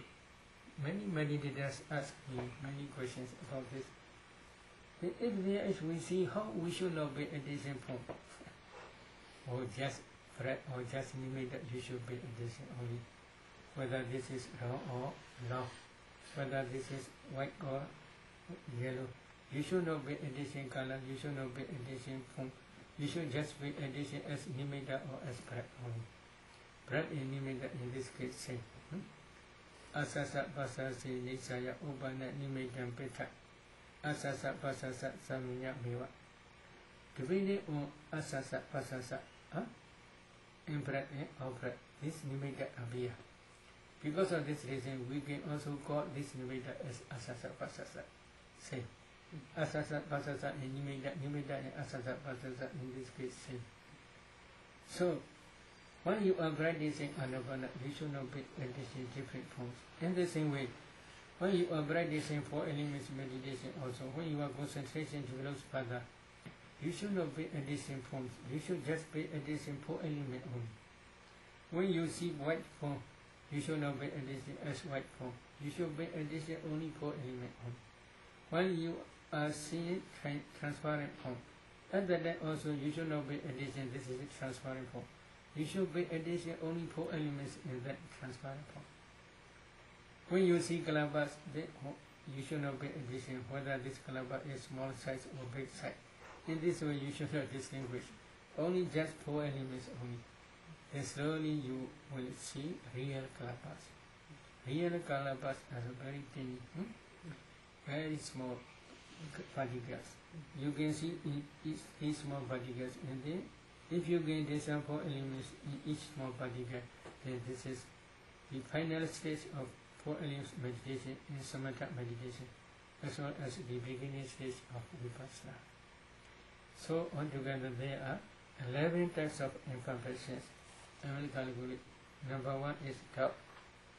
Number 2 is attention. Number 3 is sloth and toba. Number 4 is fear. Number 5 is elation. Number 6 is inertia. Number 7 is excess of energy. Number 8 is deficiency of energy. Number 9 is longing. Number 10 is perception of diversity. Number 11 is excessive meditation upon forms. Altogether, 11 types of imperfections. So when you are practicing anapana or 4 elements meditation, you should carefully avoid, take care of these 11 types of imperfections. Okay? Any question? I have a quick question. What was number 10 again? 10. Number 10 on the list, I didn't hear you. In perception of diversity. What? By perception of diversity.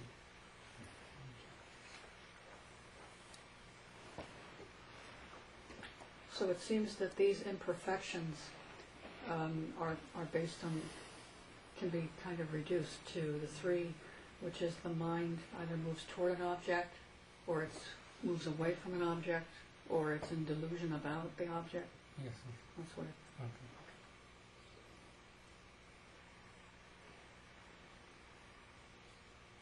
Okay. Okay.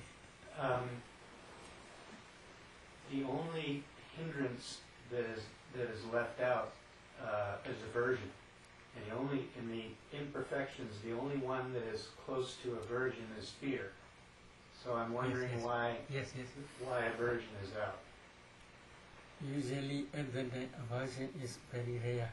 Aversion is usually when you are do not practicing meditation at the time usually appear.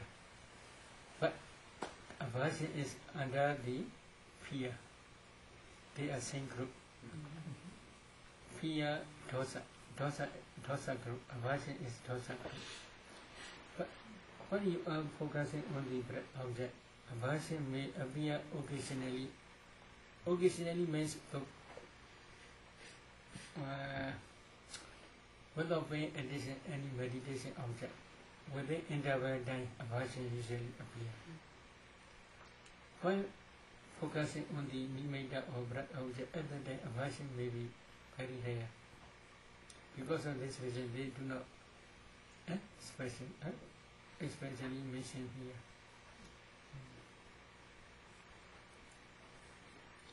They are same group, aversion, jealousy.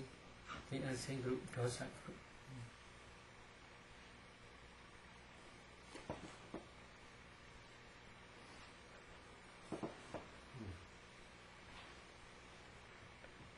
I think one of the imperfections, I think you said was dizziness. Did Dizzy. you say dizziness? Is that the same as sort of feeling disoriented? Where there's a sense of disorientation? He said laziness. Laziness. Oh, you said laziness. Yes. Oh, Laziness. And then just this isn't about the imperfections, but early on, when you talked about the Buddha giving up self-mortification and giving up self-mortification practices, and in order to become strong, he did different things. And one of them was you said he ate a certain kind of food, and it sounded like you said raw food, but did you say that? Raw food means normal food. Normal food. Ordinary food. Oh, And then ordinary food. ordinary food. He is going for alms to the Sujata village. Uh-huh. They offer different types of food. This food is ordinary food. Ordinary. But at the time, devas also offer different types of devas food. Mixed together, he take his food. Because of this reason, his body begins slowly. At that time also he practiced meditation. Without practicing meditation, he did not stay in Uruvela. But especially this 10 attainments, 8 attainments, 10 kasinas and 8 attainments, Anapana jhanas, as well as Metta, Karuna, Mudita, etc. Samatha meditation objects. At that time also he began expert. The 5 mundane side power also began expert at that time. But especially when he is sitting under the body tree on the full moon day of Visakha, they emphasize only at that time. But before going to that, before that full moon day, when he is staying in Sala forest, at that time also he practiced this meditation. This meditation practice is especially referring when he is practicing in Sala forest. Sala is one type of tree, very hard. Flower is very sweet smell. When they die, the trees die, automatically they begin rock. Such type of tree.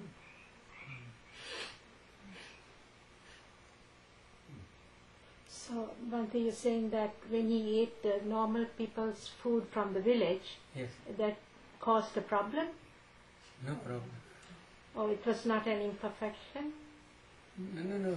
But here not mentioned as perfection. But Against the At that time, when his body becomes strong, Yeah. he practices meditation. My meaning is like that.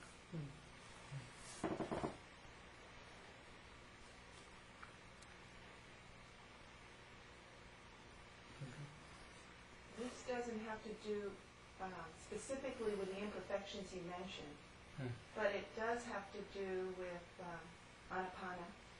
Can I ask that question? You talked about how when you're focused here, you want to focus on the whole breath body, and that the whole breath body begins here and it ends here. Okay. And so my question is, if you're supposed to pay attention to here all the time, then why would that be an additional instruction? Is there some subtlety about staying with a whole breath body that has to be captured, and that cannot be captured by simply saying, only pay attention here? I guess I'm confused. Maybe- Where else would you go? My meaning is here means you should.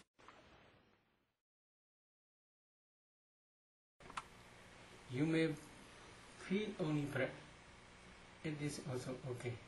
But at that time, if you know the breath continuously, it is enough.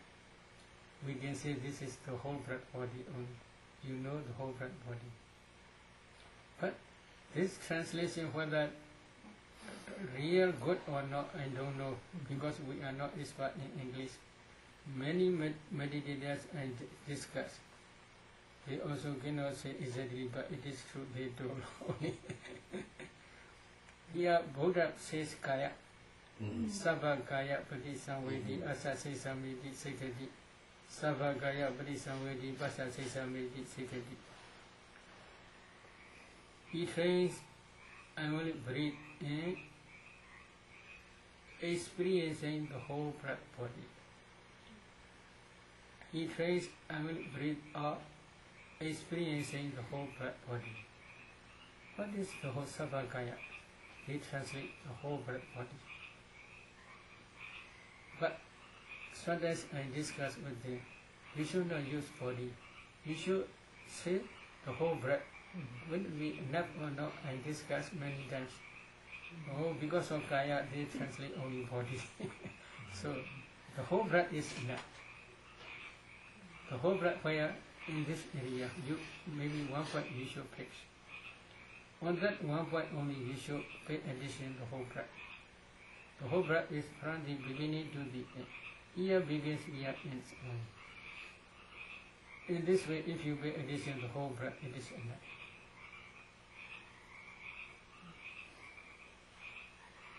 And could you explain the last one again? Meditation on excessive forms.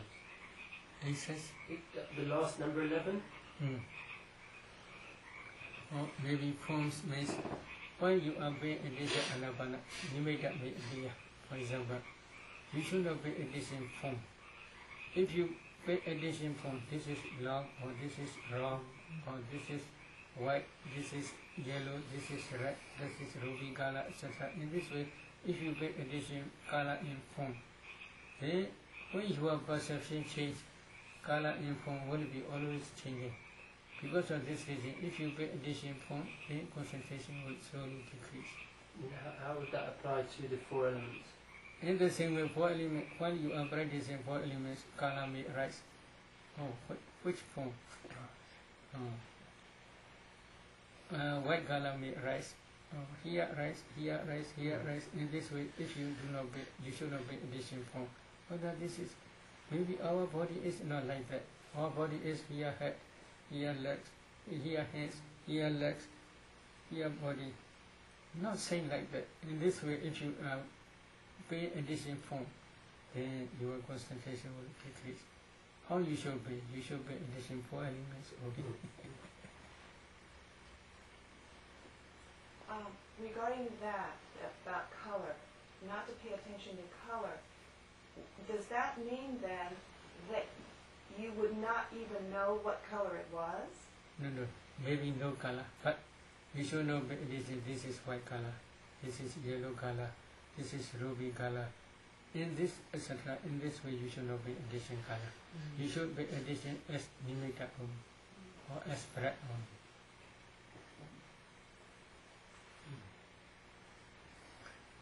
Maybe I didn't catch quite clear when you explained it. Could you explain again why breathing is a concept? Maybe breathe is, I have to explain, if you get some 4 elements in breath, breath is nothing but a group of small particles, kalabas. If you analyze these kalabas, in each kalabas there are 9 types of materiality, including breathing sound. These are ultimate materiality. When you are practicing anapana, it is not necessary to pay attention to this ultimate materiality. You should pay attention according to conventional truth, breath as breath only. So that breath is, in Pali, it is called piñati. Piñati, they translate concept. So whether it is true or not, I don't know, but Pali name is piñati only. No pramata, no ultimate materiality. So meaning that you just know roughly this is the breath. You do not know the detail, this is the ultimate materiality. Yes, yes.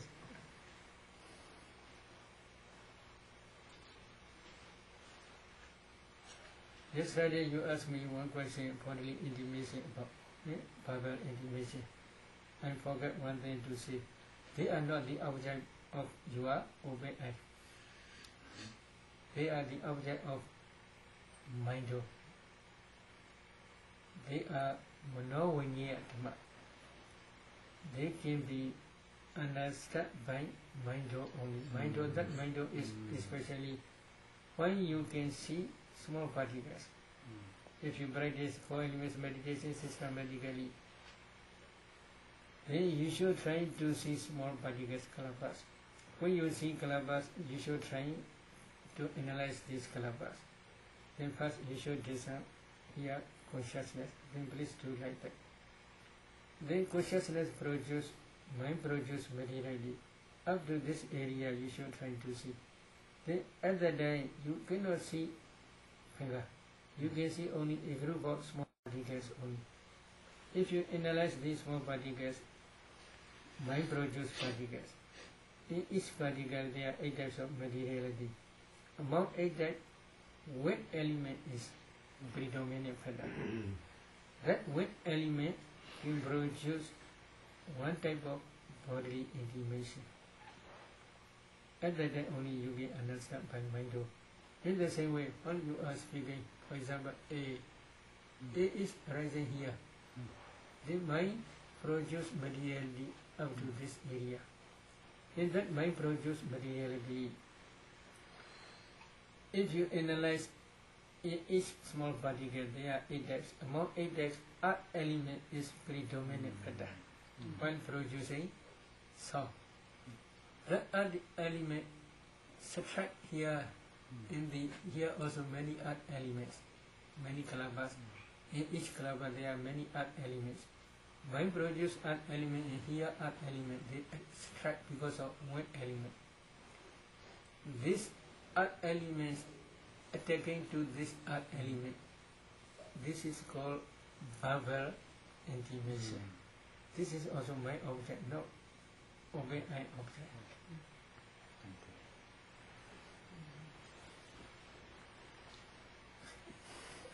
Okay. You said under fear that sometimes you would be afraid because you would sink into, and I don't know the term, but it's goeko mind state. It's like Maybe sinking into water. Yes, as if some meditators feel as if they are sinking into water, or they are falling down into water, fall down water. So they feel at the time sometimes they afraid, fear, appear. This fear I made. But some meditators don't arise such type of fear. They do not afraid anything. So is that something that happens commonly? Is that part of the experience? Occasionally for some meditators. Just for some. Venerable Sir, you say falling into bhavanga. Yes. It's sort of as though it's very unskillful, but when you try to discern bhavanga? Maybe now your concentration is developed, so this problem will not arise. But if your object changing, then this may be occasionally arise. Then does that mean falling into bhavanga? Yes. What yes. is falling into falling bhavanga? into bhavanga means now you are concentrated on the nimitta, for example. That is mind-cognitive process. Between two cognitive process, usually bhavanga is arise. Mind-cognitive process means one mind adverting consciousness and 7 jhanas, impulsions. Then bhavanga, then mind-cognitive process, then bhavanga. This is natural way. But for some meditators, between two cognitive process, bhavanga mind state arising and passing away many times. We say this is falling into bhavanga.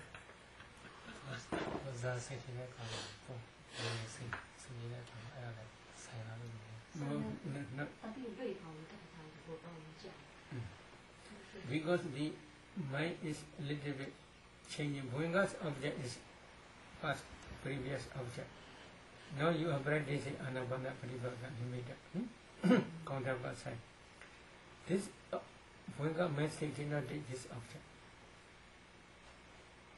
Bhavanga mind state can take only past object. So object is completely different.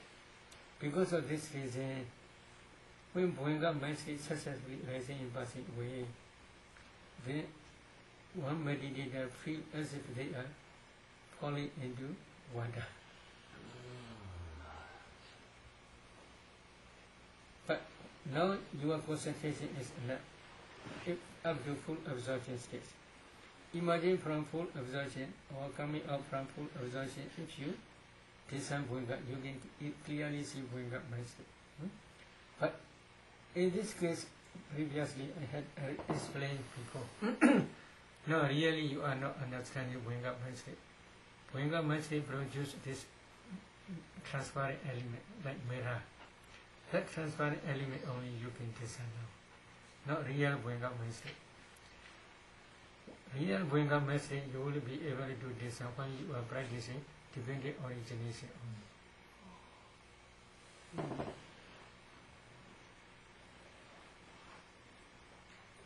And Banda, just if you do experience that sort of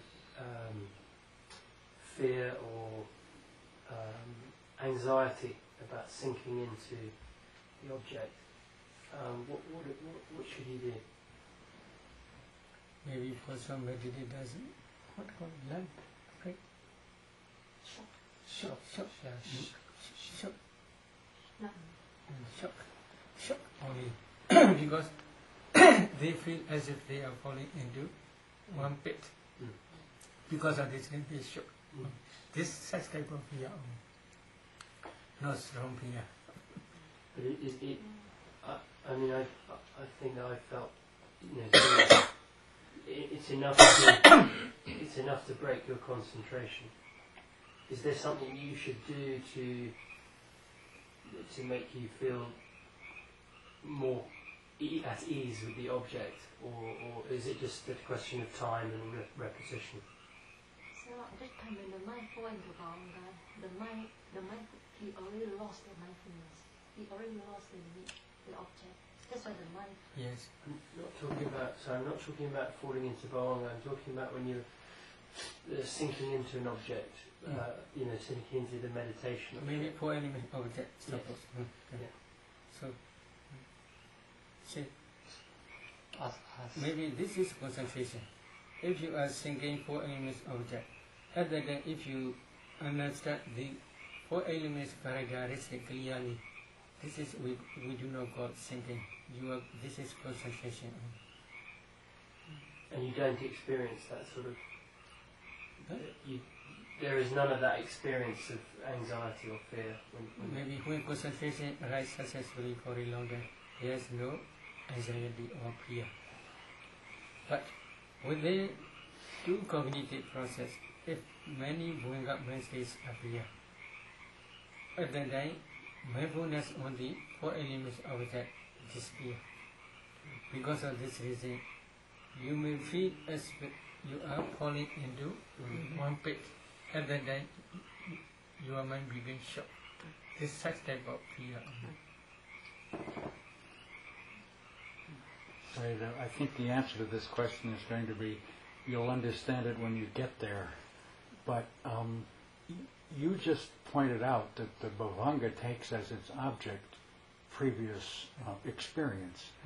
And so when you have said in your lectures that one would look to the bhavanga for current mind states, maybe this is only when he can this ultimate mentality, materiality, and dependent origination, other than they can do.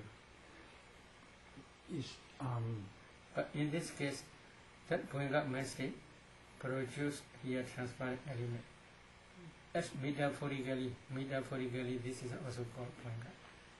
Is it heart base as well? Is that Yes, yes. actually what we're looking at, is the Yes, heart yes. base? Yes, yes.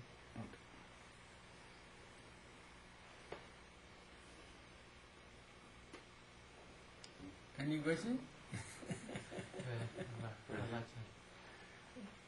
When the meditator falls into bhavanga, did you say that it feels like they're sinking in water? Yes, yes. And No, what called? You didn't hit what called? Sinking. and that's what causes the anxiety for some people. This Not sense of anxiety, but the shook. Such type of fear.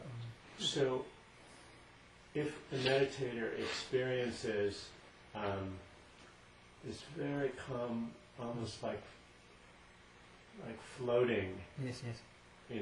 in water, it just goes on and on. Is this like a bhavanga mind state? What is this? Bhavanga mind state is you do not know present object. For example, when you are practicing anapana, then concentration begins. Yes. And then you may feel floating, but at the then you still know the breath, or you may still know the nimitta. Yes. Bhavanga mind state does not know the breath as well as not know nimitta. So, but my question is, maybe I'm not asking it properly. The experience that some meditators have of actually, it's almost like floating in the sea.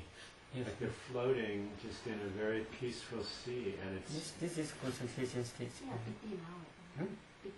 Maybe yes, piti rapture is associated with concentration. So because this of is not the... This is good, no problem. Other than if they do not lose the object. Do not lose the object means if they practice anapana, they may see anapana or nimitta. They still see nimitta at that time. So because of this reason, this is concentration. Especially rapture is associated with that concentration. Rapture can produce floating. And I have another question just to distinguish for myself. The difference in the imperfection of sloth and torpor and inertia, they seem so close together to me. Is there's obviously a difference because they're two different... Sloth and torpor is dullness of mind. Pay attention to the object thoroughly. Inertia is mind, understanding is laziness, causing shrinking mind.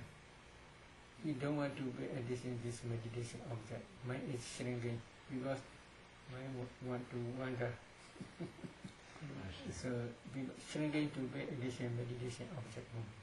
And sloth and torpor, by comparison, is just a sense of dullness. Of mental pattern, not edit mind, dull mind.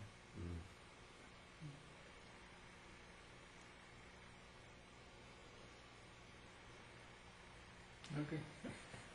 I'm pushing this question maybe too far, the one about the shock.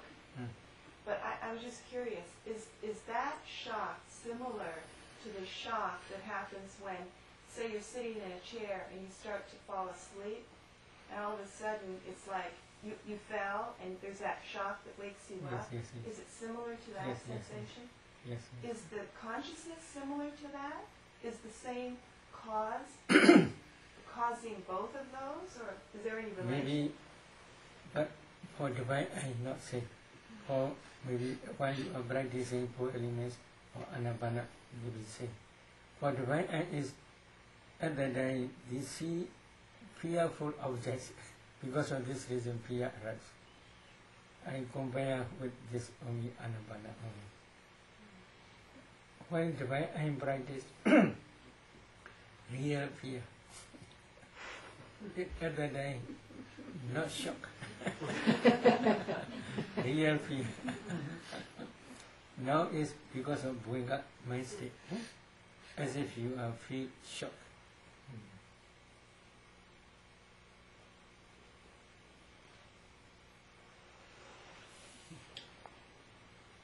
The Buddha SayaDaw attained Nibbana and Parinibbana from the fourth jhana, which is, yes?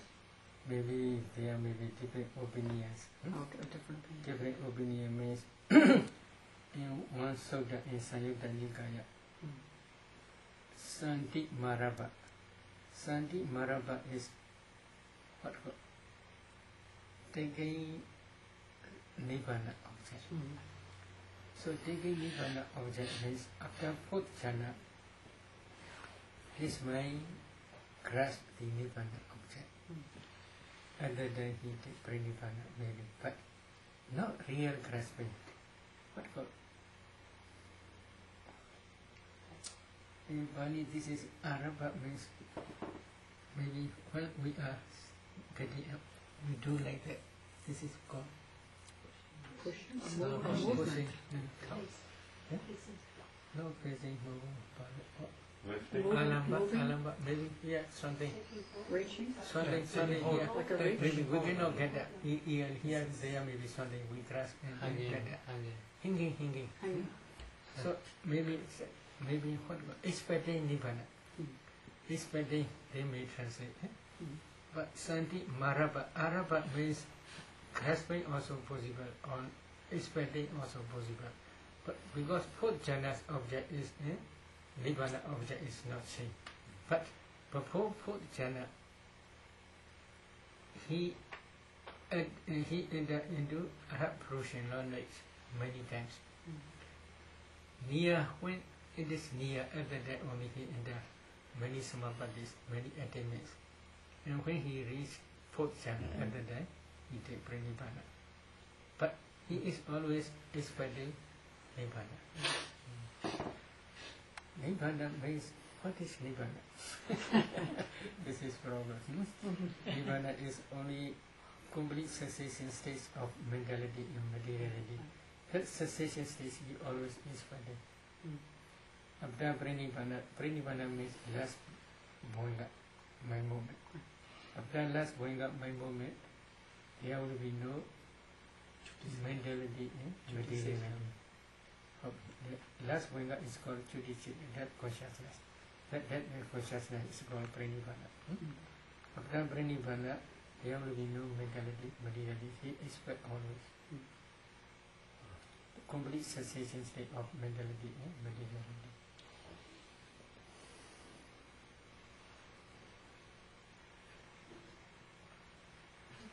I have just a more general question about the fourth noble truth. After 2 weeks of your Dhamma talks, my doubt is lessening as to the fact that there is a way to the end of suffering. There's a path. But I wonder what you think, or what you think the Buddha would have thought. Is this the only way? I mean, are all the Christian mystics and the Sufis and the Jains and the Sikhs and the Hindus, and are they all just wasting their time?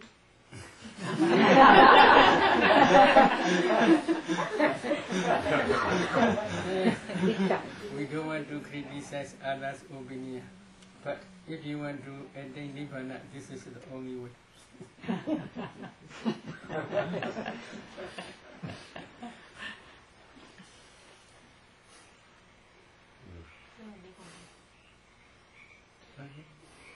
want to ask a question about a pseudo practice. When desire arises, and then you take the image of that person and you rip them down part by part, 32 body parts, right? I find a lot of freedom in that when I do that. My heart gets light and happy, and knowing that at that level it's all impermanent. Where I get hooked is that what drives the desire in the first place very often is not the form, but like a person's paramis. You know, like I'm drawn into like their kindness and their lovingness and their generosity, and so ripping the body down doesn't do much to cool out that desire that's rooted in. Maybe this desire, such type of desire is called Sama Chanda, good desire. This is wholesome Dhamma. But craving or attachment to sensual object is called unwholesome Dhamma. This is called Loba. Loba and Chanda, desire is Chanda. Loba and Chanda, they have no same meaning.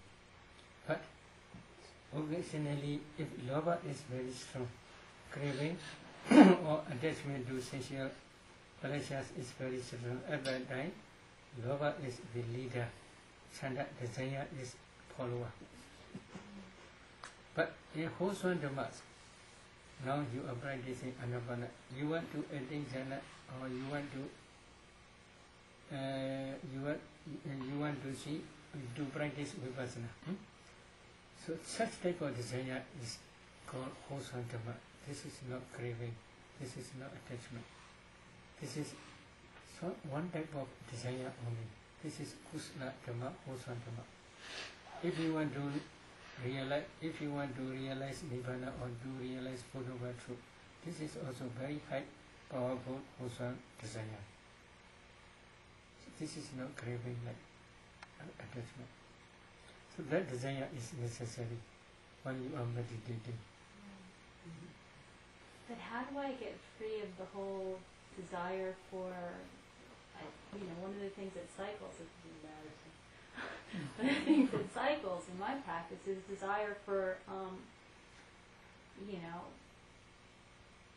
male energy, but it comes up through very often an attraction to their paramis.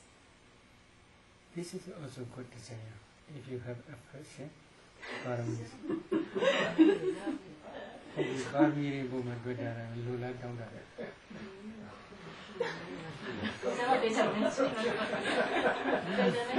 Maybe we want to fulfill paramis with such type of desire. What's that? Do you want to fulfill paramis? Right, but I'm attracted to paramis in men. Makes sense to us. I'm attracted, like, I see a man, and maybe I'm not attracted, right? So, but then in my meditation practice, I start to project, or I start to think, oh, he's kind, he's generous, he's this, and then I'm like off on this train of thinking, and then I can rip him down 32 body parts, and that's fine, but it doesn't make the desire go away. Because the desire is for the person's paramis. That's what's attractive to me.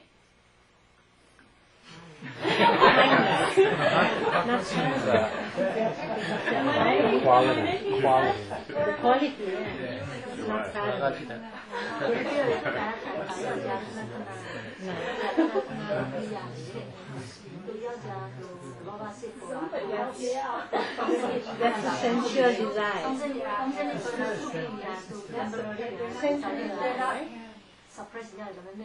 It's a sensual desire.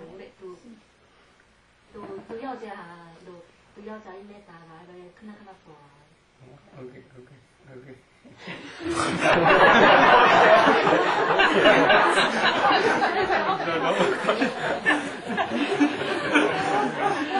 natural. Maybe if you only me, I understand. Maybe they are two different things. If you have attachment to that man, this is a wholesome Dhamma. If you can see 32% of that person, this is wholesome Dhamma. But this is one type of samatha meditation. That samatha meditation can suppress this attachment or craving temporarily only. If you want to remove this attachment completely, then you should try systematically Vipassana. While you are practicing Vipassana systematically, when you are inside, become mature, you may realize Nibbana. Stage by stage, when you begin Arahat, this craving attachment will get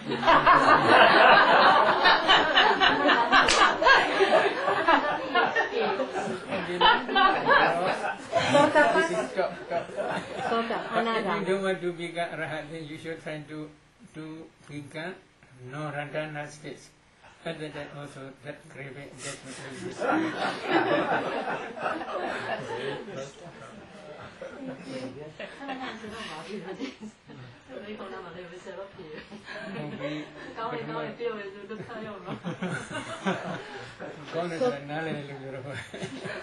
Sotapanna is not enough for this, sir? No. Sotapanna, maybe you may understand Visakha. Yes. A lot of sons and daughters. Yeah, she was Sotapanna. They get married. Sakadami also say, but very rare, very few attachment. Anagami is sure, they will do nothing. Maybe you may have Visakha and Dhammadina. Dhammadina is what Visakha is husband. When Visakha went to the monastery and listened to the Dhamma, he became Nagami. Other than he don't want to see Dhammadina as wife. He want to see as a sister only. Dhammadina became unhappiness. So they she criticized. This Dhamma can be realized by men only or by women also can realize. Oh, women also can realize. Then please permit me. I only go to monastery. I only ordain as a bhikkhuni. She ordained bhikkhuni as a bhikkhuni and she became Arahat. So you should try.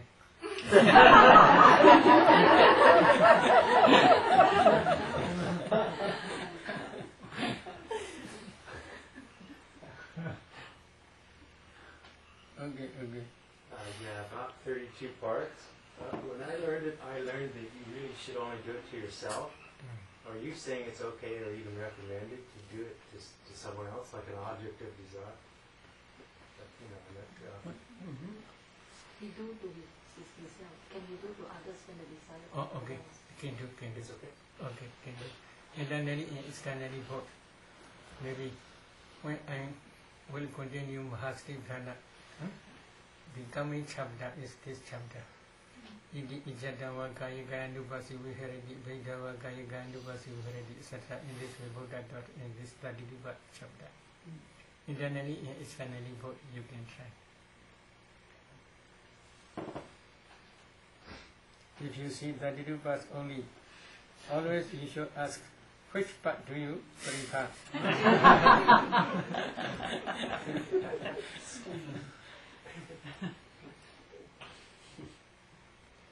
Okay, let us stop today.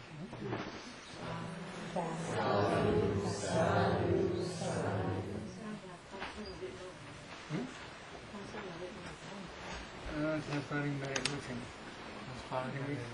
Okay, so you want to do transferring merit. Transferring merit. Okay, please follow. Please repeat after me. Idame Punya Asavakaya Wahahodu Idame Punya